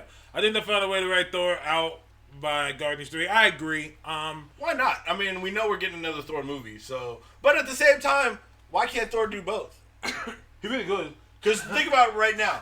Thor has no Asgard because Asgard's on Earth, and he gave the title, the holder of Valkyrie. He's going out into space already. Mm-hmm. He needs time to lose that weight. Well, no, you're right. Now here's the deal. Now let me throw this out here. What if they have the Guardians and the Thor 4? Why not? No, I'm saying it could all take place in space. I'm just saying Thor right now is tied to nothing. Yeah. He's not tied to the Avengers anymore. Right. He's not tied directly to the Guardians of the Galaxy, need be. Right. We've already established that he does space adventures from Ragnarok. Mm-hmm. Like, he's literally the biggest free agent they have going right now. I agree. He can go anywhere. I agree. Like, Black Panther still got to go back to Wakanda. Ant-Man got a kid and a lady. You know what I mean? Everybody else, Strange still got to defend the realm. Which is also another reason why I think Captain America retired. He was looking at all that shit. He saw Captain Marvel crash from the fucking sky. Think about it. So Strange. Think about it. My man literally got into the military at 18 and been fighting war ever since. Because think about it. He was on ice for 60 years. He wasn't doing shit else. Yeah. He got out and it was like, all right, now we're fighting space beings and shit. Like, I just think that last fight scene was just like, all right. He was just like, all right. This is too much. Bruh. I'm fighting the giant Barney on steroids. There's a bitch with a fucking Pegasus. There's a chick with antennas. There's this girl crashing from space. There's this dude pulling tendrils off the ground. I'll pull up to the Scott Lang dude like, oh, so you're just a human? Like, yeah. Okay, so what are you doing here? I can shrink. Motherfucker! There's a giant dude walking around. There's a kid with webs. You tell me what am I doing here? Up, when I was a nerd, I just got beat up. You piss off this nerd, you turn into the Hulk? What the fuck is this shit? I know, like y'all got this. Y'all got this. We good. Even the other normally human is apparently a super genius and got armor suits and shit. I don't need none of this. Jim says, serious question. Do y'all think Old Cap is hiding in Wakanda? No. Old Cap retired. Old Cap is done. Look, I don't know if y'all have seen Haley Atwell. That's retirement right there. You go back and you get yourself some agent. Like, hold up. You telling me you got a career, you smart as shit, you badass, and you look... Come on now. Fuck all the wars. Fuck the Infinity Gauntlet. Thanos can have this shit. Just give me a good 30 years with some Haley Atwell. And life was worth it. Gets to chill, gets to relax, you know what I'm saying? Like, and you know exactly how long he was going to have her. Yeah. I'm pretty sure he saw what Tony Government had. Don't want him no more. That super soldier serum don't run its course. Not only that, but why do they need him when they can just be like, okay, hold up. Could we just get one little drop of blood? Thank you. Have a good day. Good. And Nick Fury had that since day one. They put that nigga on the table. Nick Fury had that. He was leading a support group in 2023. Exactly. Like within the 5 years, he wasn't hiding. Yeah. Because, and think about what he talked about as support group. I wanted some ass for 70 years now. And I have not been able to get it. Absolutely. I even talked to her niece. And immediately I had to go save my homeboy. And guess what? She was working for the side that I was saving him from. No, absolutely. And so it's funny, you know, because that's another good thing to say. They just started production and filming for Falcon and Winter Soldier. Okay. I'm pretty sure that Falcon and Winter Soldier is pretty much the battle for the shield. Whoever's gonna get what battle? Look, white boy, he ain't give it to you. Suck it up. Oh no. Here's the deal. Brother got it. That's it. People are mad that Falcon got the shield. Why the fuck would Captain America give this shield to a fucking criminal? Let's talk about criminals. Winter Soldier really did some shit. Julie was under the influence. Doesn't matter. That nigga still did that shit. Not only that, but let's keep it 100. Nigga, you already got a vibranium arm. What more you need the shield for? You got a vibranium. You good. You good. Pop that, detach that shit niggas were shooting. They was just like, yeah, I'm good. I got you. Keep going. I think he hit Sharon at least once. Oh, absolutely. You know what? This is the sad part for Sharon. You gotta think about this. Cap hit your shit. And it was so petty, he went back in time. That shit was so bad, he went back in time and he got your auntie. He was like, I'm straight. He was like, whoa. I'm good. I think I need the original. This is that past pussy.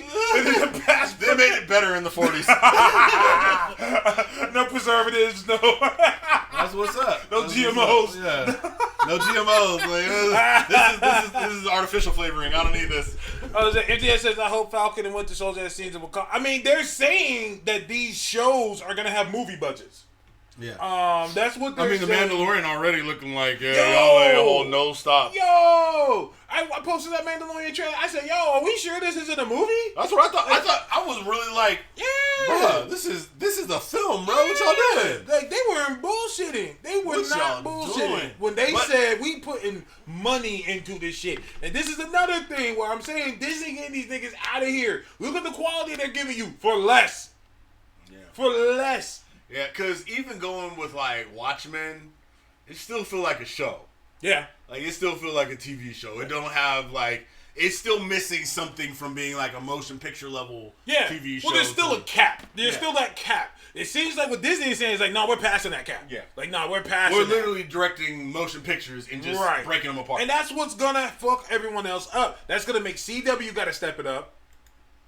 That's gonna make all these things. By the way, CW going away. well, here's the deal. No, let me ask you this. No. They about to- CW Max, is that a part of HBO Max? Is CW part of HBO Max? CW is under Warner Brothers. I don't know if it's part Is it under Warner Brothers? CW is. CW is a Warner Brothers own brand. Because it used to be the WB and all Yeah, that. I remember that. But didn't someone else buy it? That's why they changed it? No, they just rebranded. That's one of the reasons why they're doing HBO. I'm pretty sure. Operated could be by wrong. the CW now, joint venture between Is it CBS. Oh, Warner Media is subsidiary parent owner of Warner Brothers. Okay. So it looks like it's a bunch of different hands in here. It seems like it's not 100% just the WB. Former majority owner of the WB. Hold on. That's what I'm saying. Okay, like, so I guess they are a parent corporation. can you go to HBO Max and see if it can tell us what's all going to be on there? Here's the cool thing: I get HBO Max for free because all AT&T employees get it. All AT&T employees? I mean, all AT&T. I know we used to work for AT&T, but no, all AT&T. Wait, you still work there, nigga? All AT&T subscribers. So Crunchyroll, Warner Brothers, TBS, CNN, Cartoon Network. Where's CW? I'm sure TV. I don't see CW on here.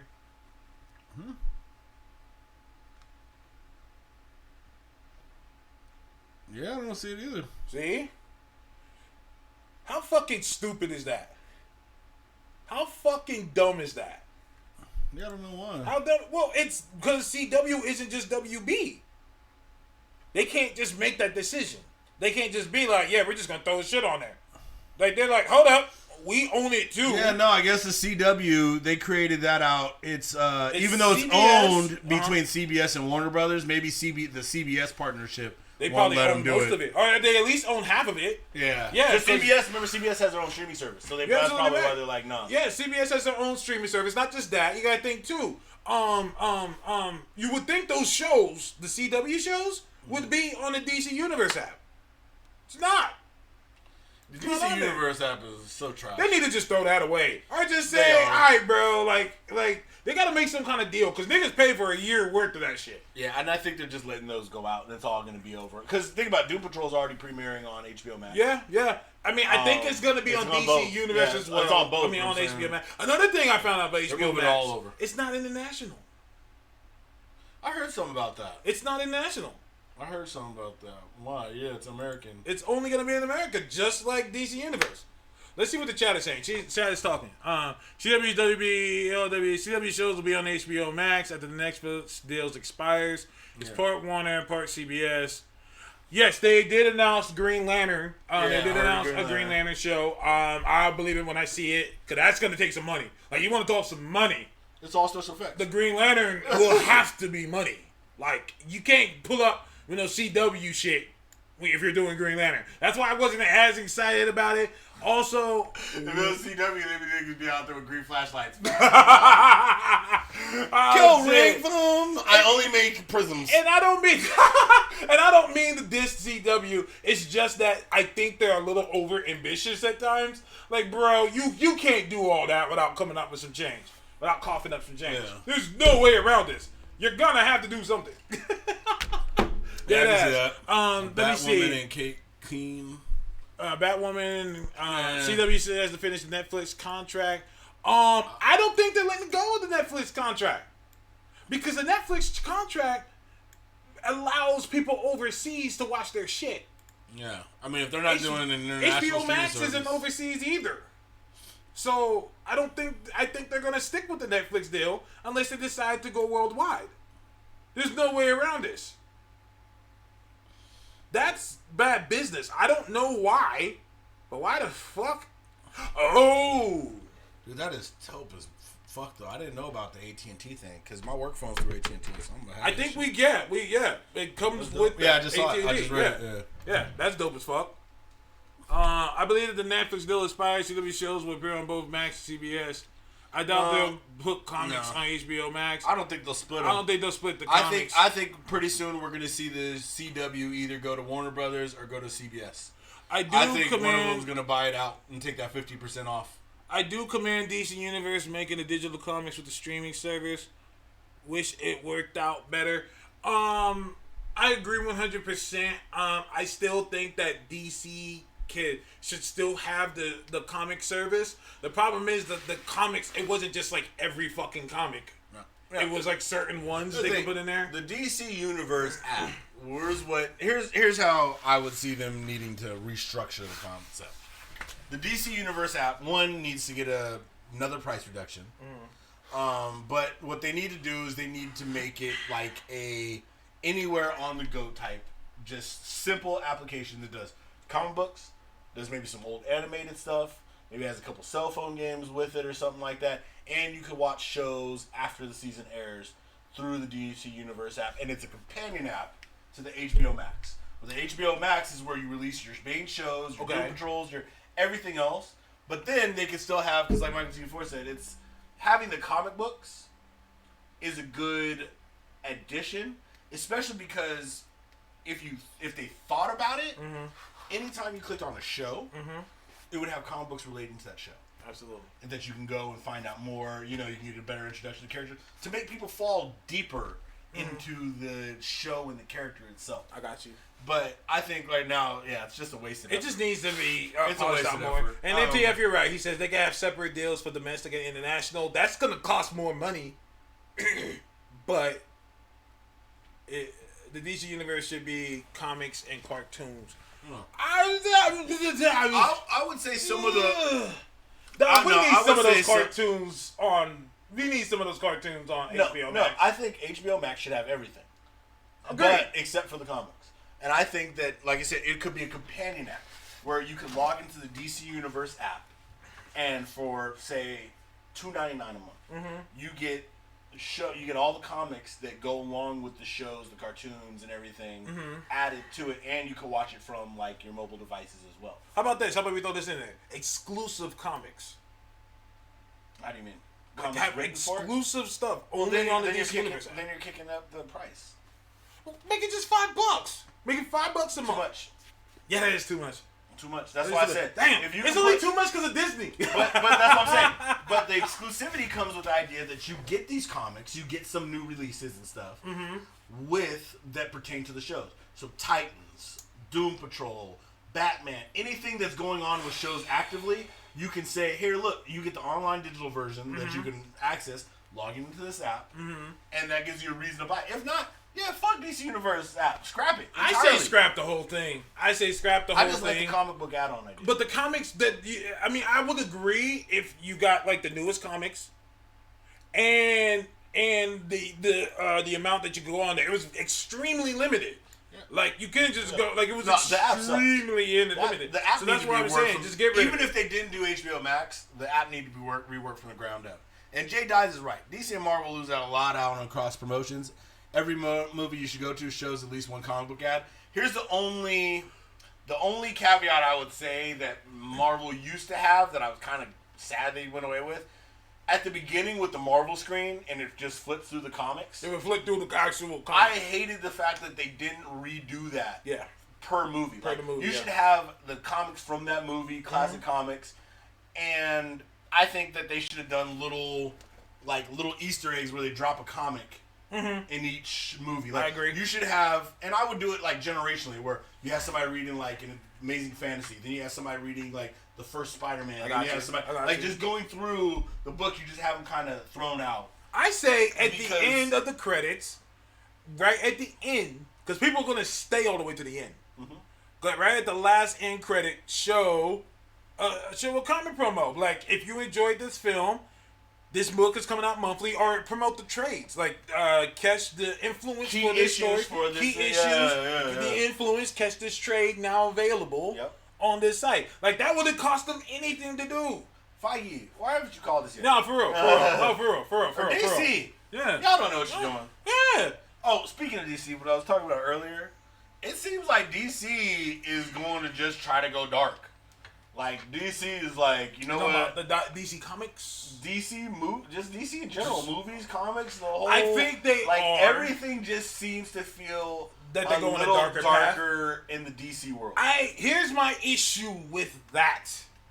And I said this I was re-listening to a Joker review. And I said the biggest problem about DC going dark is that they're trying to do both. That's my only issue I have, is that they're trying to do both. They're trying to say we're dark, but then DC superhero girls. Yeah. And it's like, bruh, I watched the episode last night with the kid, and I was sitting here watching, thinking to myself like, holy shit, I'm gonna be so tongue tied when my kid asks me later in life as things go forward about Harley Quinn. Yeah. Because in this episode, Harley Quinzel, and this makes just Batgirl the dumbest detective ever. Harley Quinzel has the alternate personality of Harley Quinn. Barbara is Batgirl.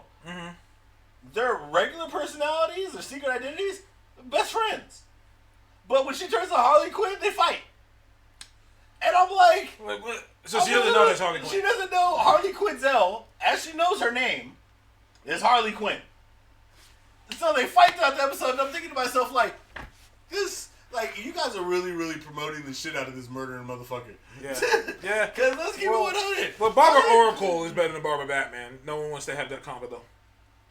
No, if I'm having a real combo, there needed to be no Batwoman. It should have been Oracle taking the Batwoman mantle, and the whole Bat computer, the tech, all that other stuff that she gained as Oracle, she could still operate with all that stuff. Like, we didn't need Batwoman when we had Barbara to move into that role. She should have never gone back to being Batgirl. Let's take it even further. Cassandra Cain is Batman. No. Batgirl. Oh, yeah. Yes. Batgirl. No. Cassandra Cain is Cassandra Cain should have moved into Batgirl. Yeah. Barbara should have moved into Batwoman and took her own identity. No, because Kate should have never become Batwoman. There was no need to bring in some random foreign entity to become Batwoman when you already had the makings right there. She seems the least of the family. I can agree with that. Like, there is a Bat family, and when I think of the Bat family, Batwoman doesn't pop into my head. She doesn't, because they tried to make her own thing. Cassandra Cain does. Like, Cassandra Cain does. Barbara does. Yeah, Barbara. I mean, think about Barbara Gordon. You have a tie to the city through your father and everything. You have a tie to Batman because you're Batgirl. You did it independently to start. You're independent. Not only that, we also saw you gain the tech. You gained all the allies that Batman had, and then some. You worked with the Justice League. You worked with everybody. Her move, once she got her spine healed and everything, to Batwoman, it just seemed fucking logical. I mean, it just seemed like... Here's my issue. Do we need a Batwoman and a Batgirl? No, but do we need 19 Batmans? No. 40 Robins? No. Do we need a Batwing? No. Do we need You're right. I agree. No, I agree. But I like Azazel, though. I like Azazel. But my whole thing is, I'm just saying, the fact that we got one, it was just bad to make a whole new character when you already had a character who was rolling right into that role. Because like I said, when they decided to take her out of Oracle, and they said, we're going to put you back in a costume, Like, why would she go back to being Batgirl?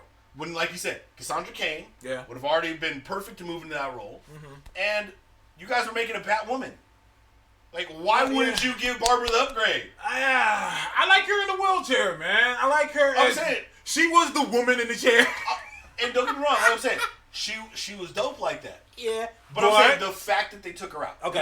That's my only thing is. Okay. If you guys were going to take her out, why did you do this? Because don't get me wrong, I liked her as Oracle. She could have stayed as Oracle the whole time for all I gave a fuck. Yeah. I didn't really see the need to move her over. But since they did, I was like, okay, so y'all going to move her into Batman. No, we're going to make her Batgirl again.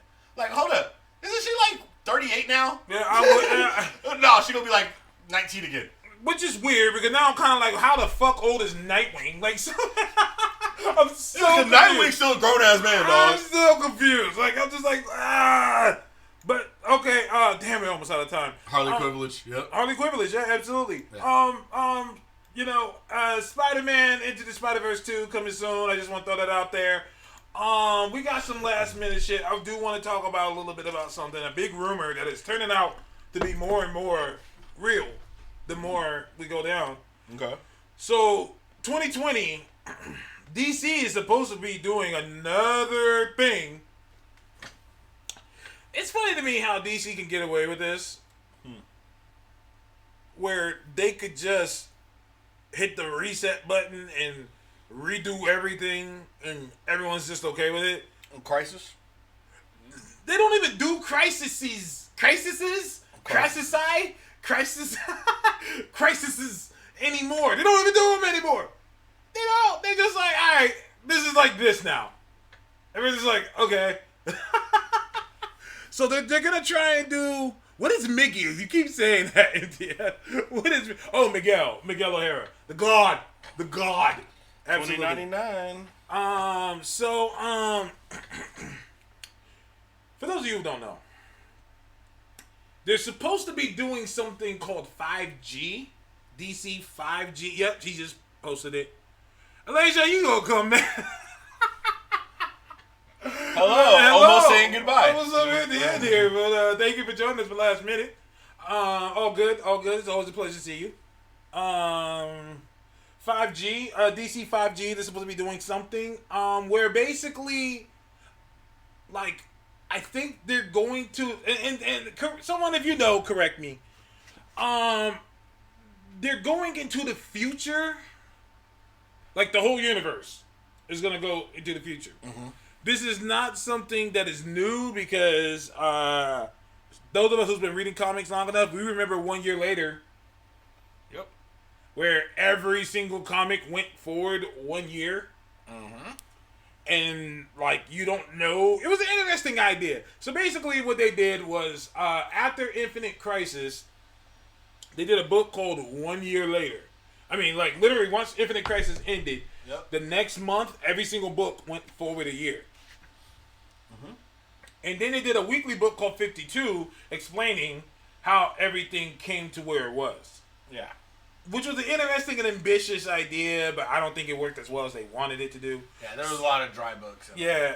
But it seems like they're gonna try and do that again with 5G, where basically characters are. I mean, it's gonna go into the future a little bit, and characters are gonna be changed. First thing, there's gonna be a black Batman.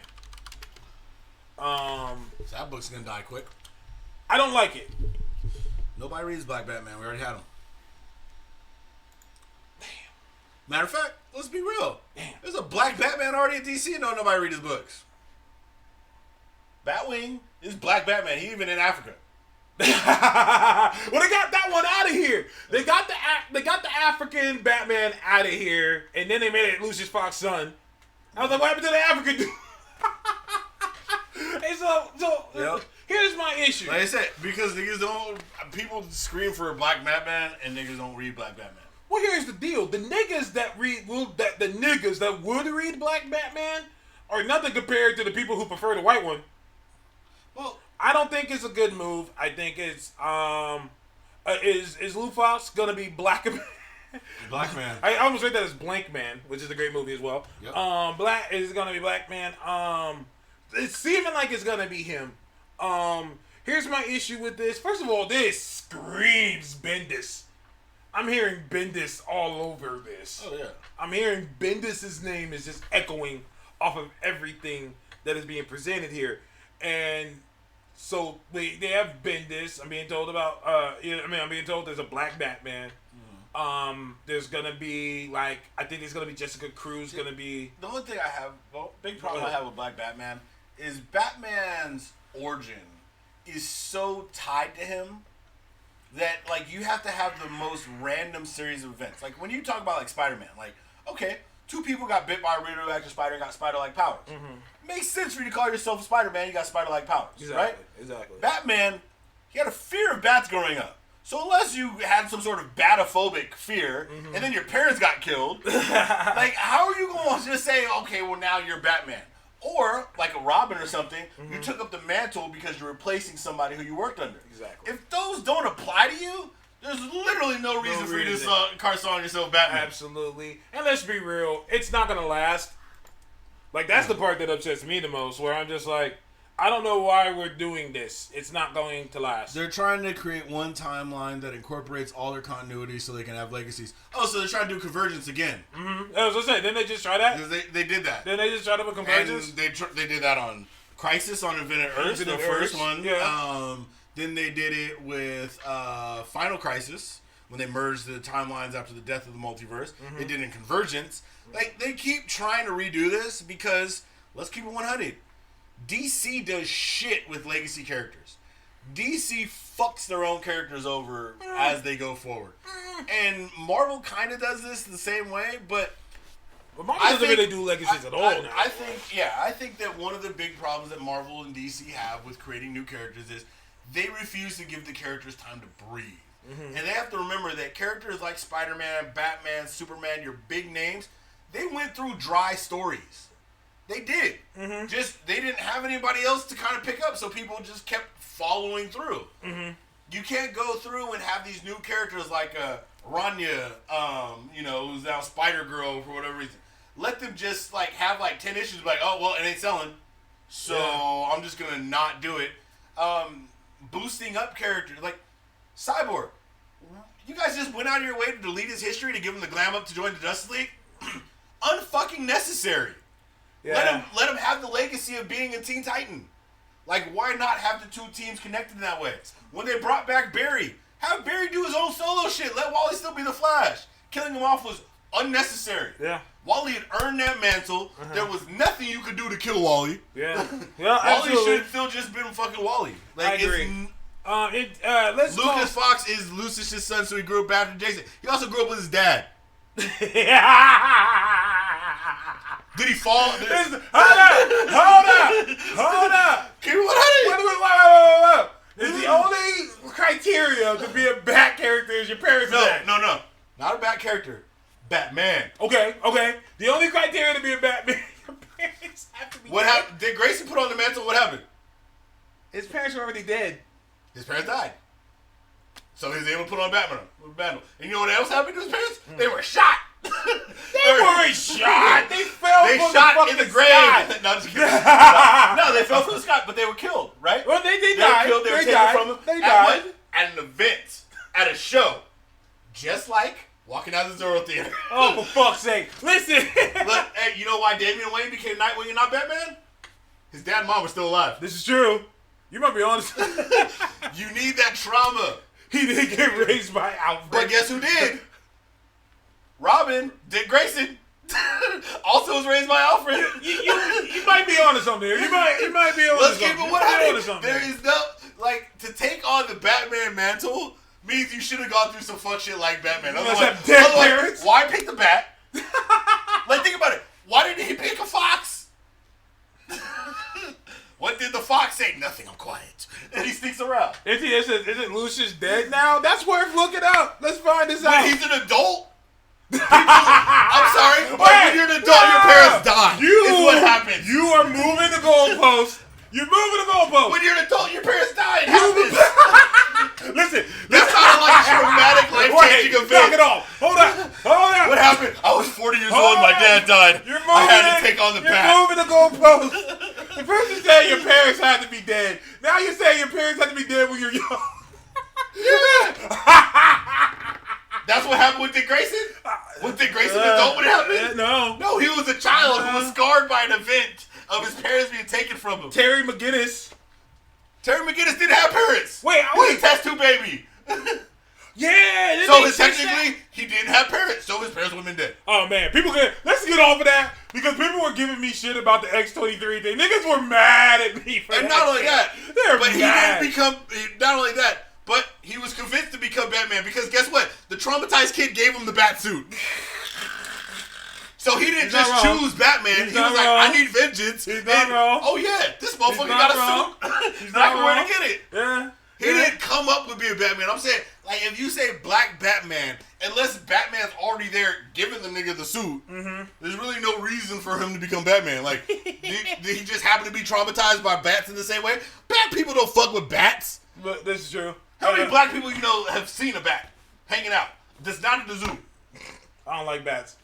Thank you. I don't fuck How with many bats. times have you gone into a cave? Hell no. Going spelunking? Thank you. Spelunking. Niggas don't do that. Niggas don't spelunk. They don't spelunk. Who y'all casting for DC? I want the kid from Gotham who did Joker already. He gonna be a little older too. He can pull that. He can pull that. Bruh, if he did that on a network show, you just like Gotham. No, I like his performance as Joker because there's a lot of other villains I ain't bringing. I ain't bringing that Mr. Freeze over. I ain't bringing what's it called? The Solomon Grundy. The Solomon Grundy. Nope, ain't bringing that over. I like, put it this way: the Penguin, the Riddler, and what's it called? The Joker. Penguin's great. They did a great job in that show that I can see translating very well over. The kid that played It. The It actor Skarsgård. Yeah, he's basically the same kid. He's basically the same kid. He's the same kid. He's the same kid. They're like clones, bro. They're like clones. Clones got him triggered. These niggas really got mad at me about that X-23 thing. Well, because you're right and you're wrong. Hey, man. You're right and you're wrong. Your wording was wrong, but you're right. Hey, Marvel says she's a clone. No. That's all I'm saying. They didn't say she's a clone. No, they do. That's what they I'm saying. showed it on there. No. In the page, it says clone from Wolverine. Yeah. Because, I can explain this to you. She's cloned from Wolverine. She's not. She's cloned from Wolverine. She's not. Don't tell me this. No. Tell Marvel this. That's what they're telling us. Right. What they meant is... What they meant? Yes. Okay, tell me more. What they meant is... Her entire background is she's the result of a clone of Wolverine. Because She's remember how she's made. She's a clone. No. They cloned Wolverine's sperm. Yeah. No. They didn't use his sperm. They used his DNA. They used his DNA to make the sperm. They didn't make sperm. They in vitroed her. She's a test tube baby. There was no They got sperm. her legit pregnant. There is no sperm. They legit got her pregnant. Okay, so I'm not saying they did it, but there's no sperm. They didn't create a full Wolverine, have her fuck her. They didn't. They didn't. The clones that they made. What they do? They took his DNA and spliced it. Just the same way we got Gabby. Gabby wasn't what sperm did they use to make Gabby? What sperm was used to make Gabby? Laura is an actual clone. Okay, that's all I'm saying. I'm sorry. Gabby is an actual clone. So was Laura. No, there's no pre-Laura prior to Laura. Laura has a different DNA set than Wolverine. No, she doesn't. She does because she has her mother's DNA. She has his and her DNA. So she's not a clone. So neither is Superboy? Superboy was grown as a clone. So was Laura. No, she wasn't. She was impregnated. She was innocent. Laura's mother carried her. Let me ask you something. So if I go and get sperm. Okay. There's no sperm. There's no sperm. What do you think they made it with? There's no sperm involved. You read the book? I read the book. There's no sperm involved. All right. So what they did, her mother's entire thing about how they did the Wolverine process because they kept trying to clone Wolverine. They couldn't. You can't clone Wolverine. Yes. That's what they found. His DNA, something with his X type. You can't clone Wolverine. So they said what? What if we clone his sperm and we impregnate a female with it? To do what? To grow a female Wolverine. So that way the DNA is not all his, not like a true clone. She's a clone. She's not. She's a clone. She's a result of a cloning process that was put into a woman and raised by a woman. No. Let's see what the people are saying. I want to hear what they're saying. Clone, the verb is different from clone, the noun. Thank you. You can make an embryo with DNA in the lab, no sperm needed. You can make an embryo with DNA in the lab. You combine that. Okay, so no sperm. Once you take that DNA. No sperm. Once you take that okay, let's say no sperm. Okay. Once you take that DNA and you combine it with another DNA, it's no longer a clone of the original object. What the it's fuck a new are we object. talking about? Cloning. She's a clone. No, she resulted in a cloning process. She is a clone. Like her, like her Wolverine. Hold up. The Wolverine that got that mom pregnant is a clone version of Wolverine. Hold but to be a clone, you're a replica. Hold the phone real quick. Are you telling me that we were okay with her being a clone until we found out she has a mom? She was never a clone. Oh my fucking god! A clone would have to be male. My god! Let's look at. Hold on. Let's look up the definition of clone. Oh shit! No, let's look at it. Let's look up the definition of clone. Let's look up the definition of clone. You motherfuckers! Hold up. A group of identical cells that share a common ancestor. Can you read this for me? Read it. Read it for the group. She's a genetic clone created from my DNA. Clone! And she's a clone! You know what? It doesn't matter. She's a clone! Nigga, shut the fuck up! She's a clone! She's a fucking clone! I'm not trying to hear this! I'm not! I'm done with y'all niggas! I'm done talking to all of you! She's a fucking clone! This is fucking bullshit! She's a test tube baby. What is this? What the hell just happened? Look at it's Halloween. It's Halloween just passed. Halloween just passed. Look, this is the clone of a fucking... Oh shit! Listen, I'm tired of y'all niggas. Wait, hold on. Clone. Yeah, let's go to the genetic master of all knowledge, Wolverine. Wolverine don't know shit. The nigga ended the conversation with, you know what? It doesn't matter. If he doesn't even know. knows anything about some genetic shit, it's gonna be him or Beast. Well, I don't trust Beast. Beast gonna break the timeline. He's like, you know what? I need to bring some others over. Get the fuck out of here. No. And since I know we gotta get out of here, but there's one more thing that pissed me the fuck off. I can't. Oh, I'm gonna get in trouble for this. I don't care. I can't accept 5 Ninja Turtles. I can't do it. I can't do it. I can't. Yeah, you know what's funny is, didn't Donnie die once? Didn't they kill Donnie? Didn't he die and they brought him back like as a robot? I remember that. Like he was like a robot cyborg thing. Yeah. Listen, my niggas. Like, stop trying to edit the turtles. I'm not rolling. People are telling me it's great. They're saying it's written well. Guess what? I don't give a shit. I can't deal with 5 Ninja Turtles. No. I'm looking at the artwork. The artwork looks fantastic. I still hate it. There can't be 5 Ninja Turtles. No. I'm not rolling. I am not rolling. Yeah, I don't blame you. I can't do it. And it's a girl. Yeah, bro, I was done with them when they made Ralph the leader. When did they make Ralph the leader? Yeah, apparently one of like the new ones, because I posted on Facebook. I was like, wait, why is Leo the trickster and Ralph is like the leader? They were like, it's a new cartoon. Yeah, it's a new cartoon. And like Ralph's leader, I was like, y'all done just lost your way with well, the Ninja not Turtles. even just that. Leo doesn't have a sword. I'm like, all right. And see, you know, the stupid part about that is, I get that in the sense that it's like, why does y'all niggas have swords you don't kill nobody? Because your weapon is literally a stabbing device, and all you do is hit people with the butt.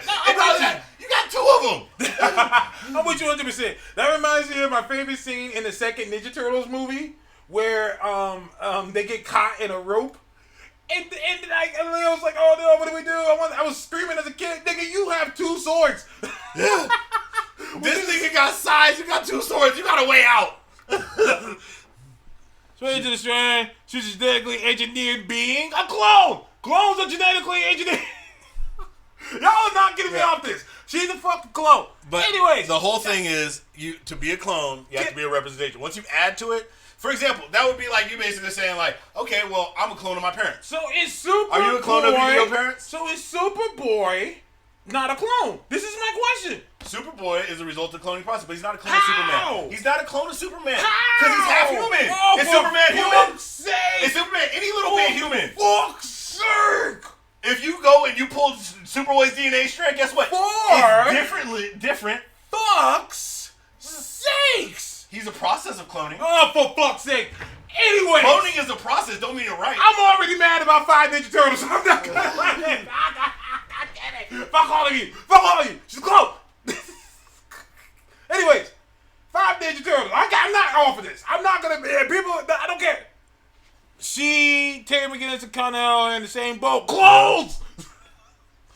process of cloning. Clones! I mean, you could have a cloning process and not clone the original object. These niggas are clones! Close? I didn't say clothes. I said You clones. said close last time. Clones! You do realize it's recorded, right? Clones! And it's okay. This is clone shaming, and I will not have it. I will not let it happen. Okay? I will protect my other clones. Oh shit. Anyways, technically not. He's a product of the clone. Oh my god. Anyways, that's our show. Fuck 5 Ninja Turtles. X-23 is a clone. Anything else you want to talk about? You notice everyone's staying away from the 5 Ninja Turtle things. Oh yeah. No, that's okay. No one wants to talk about the 5 Because Ninja that's Turtles. not nobody wants to talk about it. You know why? Because nobody wants 5 Ninja Turtles. The Ninja Turtles they were set in stone. You don't need a 5th one.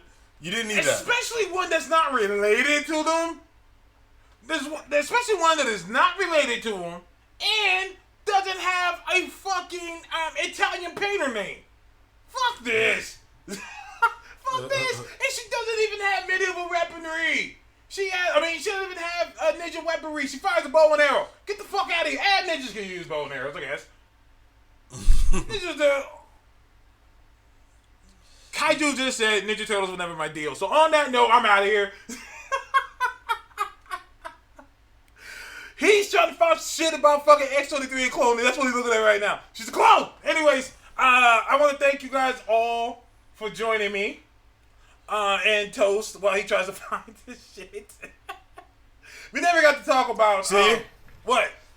Here. Well, technically, it would you want to make it a female. Yes, that would be a side effect. Well, technically, it would not be a clone at that point. It would, yes, in all intents and purposes, be a genetic twin.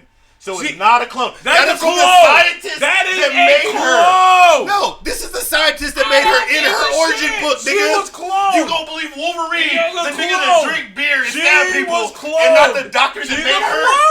She said she's not. She's a clone. It technically would not be a clone X-23 is a because clone. of what they're doing. X-23 is a clone. Bro, this is our X-23 origin is a story. clone. This is an origin story. The whole thing starts with them saying that she's a clone. Nope. She's a clone. Nigga, this is a book that created her. This is her origin. The book is She's saying not. that she's a clone. It said technically she would not be a clone. So then they're saying she's a clone. They're saying she's not. Technically my ass. Technically I'm not black. Technically. They're using a cloning process. She ain't a clone. This is bullshit. Has to be the same sex to be a clone. Thank you. That's bullshit. Thank you. So we're saying she's not a clone. We went for years saying she's a clone of Wolverine to all of a sudden now we're rolling She's on not. this. She's not. not. a Wolverine She's clone not. thing. I'm She's not rolling. She never was. I'm not rolling. She never was. So okay, I'll go back. It's Superboy and clone. They're the same sex. Because, and here's why. They didn't have a complete DNA strand from him in the Anyways, first place. I want It to was thank incomplete, so they couldn't clone all him. of you. She's a clone. I want to thank all of you for joining us. I want to thank most of you, see, not a clone statement, for joining us. I say all of them. And I say something different. Slightly different. Same thing. I say all of them. It's not a clone. Even if the niggas don't even if y'all niggas don't agree, it's okay. Clone-ish. Alright, clone-ish. That's gonna be Clone-ish. the new show from Clone-ish. Blackish. Clone-ish. Clone-ish. And I would agree with that. Alright, done. Alright, word. Alright. We can't do X-23 is clone-ish. Clone-ish. Her, she needs to have a team with Connell. Terry And Tanner McGinnis. Is Stripe? Can we get Stripe in there? Like other clones? Oh, fucking Ben Parker. Ben Parker. Get Ben Parker. No, Ben Parker is a direct clone. Alright, y'all, I wanna No, he's a direct No, clone. I know. I'm not doing this. He's cloned I'm from not Only doing Spider-Man's this. DNA. I'm out. I'm not doing this with you. I'm not doing this shit with you. We went through all that shit, and now you're telling me Ben's actually won. Ben is a clone. Oh, get the fuck Hold out of here. on. Ben and Peter have identical DNA. So this woman. Wolverine and Laura don't. They didn't have all Wolverine's DNA. Oh my god. Nigga, I just showed you the comic I book. hate this. This I is hate the everything. DNA strand. I hate everything. I hate this shit. There's a DNA strand. What the fuck? Yeah, this is saying what it's supposed to look like, and this is what they have. This is why she introduced the idea. Get the fuck out of here. Because they couldn't clone Wolverine. You're gonna make me read So the she Clone said, Saga. tell you what, Don't I'ma make add. me read the Clone Saga. Bro, Don't make me I get. got the trade somewhere. Stop looking. I know what you're looking. No. For the Clone Saga. The Jackal. Yeah. The Jackal. Was Yeah. so, like, Ben Parker, for example, is a complete clone of Peter Parker. No, he's not. Yes, he is. He had blonde hair. He dyed his hair blonde. When he first He came didn't out, dye his hair blonde. when he first came out, he didn't have blonde hair. He didn't have. Oh my god. Bro, I got the book. I got the book too. I literally just screenshotted it to Randy the other day. Nigga, get the fuck out. He thought he was Peter. When I got the book literally I when it came know out the what vat. Yes, Where Jackal first he bitch slaps his is ass. not. Yes, I remember that too. Yeah. He was not. And Peter no, goes back. I'm not before it breaks rolling. out. I'm not he rolling. has brown hair. I'm not rolling. He's an exact I'm not identical. rolling. Because So is his Kane the goal clone was to too? replace- So is Kane the clone? Kane is Kane. You about to say some bullshit? Kane is a clone. Uh-huh, But Kane but- is a clone that had genetic breakdown. Clonish. Kept fucked up. Clonish. Not a clonish though. He doesn't have anybody else's DNA. He's just broken. Oh my god. Oh my god. No, when they fixed him, he was a perfect replica of Peter Parker. My name is Taz, the old nerdy bastard. It's your boy Funny Toast, the toast with the most. Ben Riley definitely dyed his hair. MTF knows. Get the fuck out. Okay, so he dyed his hair. He Doesn't dyed his hair. matter. Because he's trying to find identity. He was like, he was like Paul Rudd. He was like, I thought I was gonna get the fuck this bitch. I can't. Have you watched that show? Most of it we haven't finished it. Is it good? Yeah. Yeah. I heard this, man. It's interesting, but the humor kind of gets kind of dry. Okay. It gets kind of dry. It's Okay. kind of sad. It's Task a clone. The fuck are you talking? I mean, No, Task is a clone of the old nerdy bastard. I'm a clone of old DB. Kane is a clone, but it's defective. See, Mike? Clone-ish? No. Clone-ish is what we describe for people with other DNA to the DNA that was cloned. How So, are you for a example, defective clone? Because he has genetic breakdown. His DNA is break. For example, if you were to get certain diseases, like AIDS, AIDS could break down your DNA structure. Okay, yeah. So that And they your don't T cells, work the same. right. And your T cells and everything of that nature. Yeah. He's basically like a clone with AIDS. He has a genetic breakdown. So his powers go out of whack, his mind goes crazy. Like his actual genetic structure was breaking down before he got fixed. So he's a That's clone. why he'd always have like those scars and like his body and shit like that. So now we're saying that. Okay, one last thing. Is Cloud a clone of Sephiroth? Is Cloud a clone of Sephiroth? I don't remember the story well enough. I don't want to give you no like false answer on that. Okay. Because I remember he was supposed to be. This but I is forget. bullshit. This is bullshit. These niggas is all clones. Yeah, he got pulled out of the clone chamber early. Clone-ish. Yep. He cloned Peter, just Peter. Like I said, No. clone-ish is when you add some other MTF, mix to the soup. MTF, don't do You that. added something else to the MTF soup. says Ock is now clone-ish. No, he's a direct clone. Yeah, Ock is a He direct used clone. the same shit. Yeah, Ock is a direct clone. He's in a version of Peter's body. He inserted his brain, right? Lois clone suffers some of the same issues as Kane. Yep. So they're clones of a clone.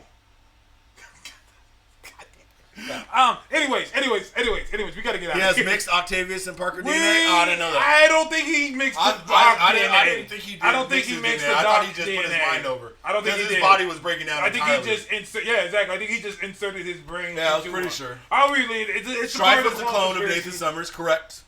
Strife is a direct clone. Now we need a clone episode. No, the fuck we don't. This is Taz, the old nerdy bastard. This is Funny Toast. Toast is with the most. Thank y'all for joining us. We'll Until see y'all next time. next time. Peace.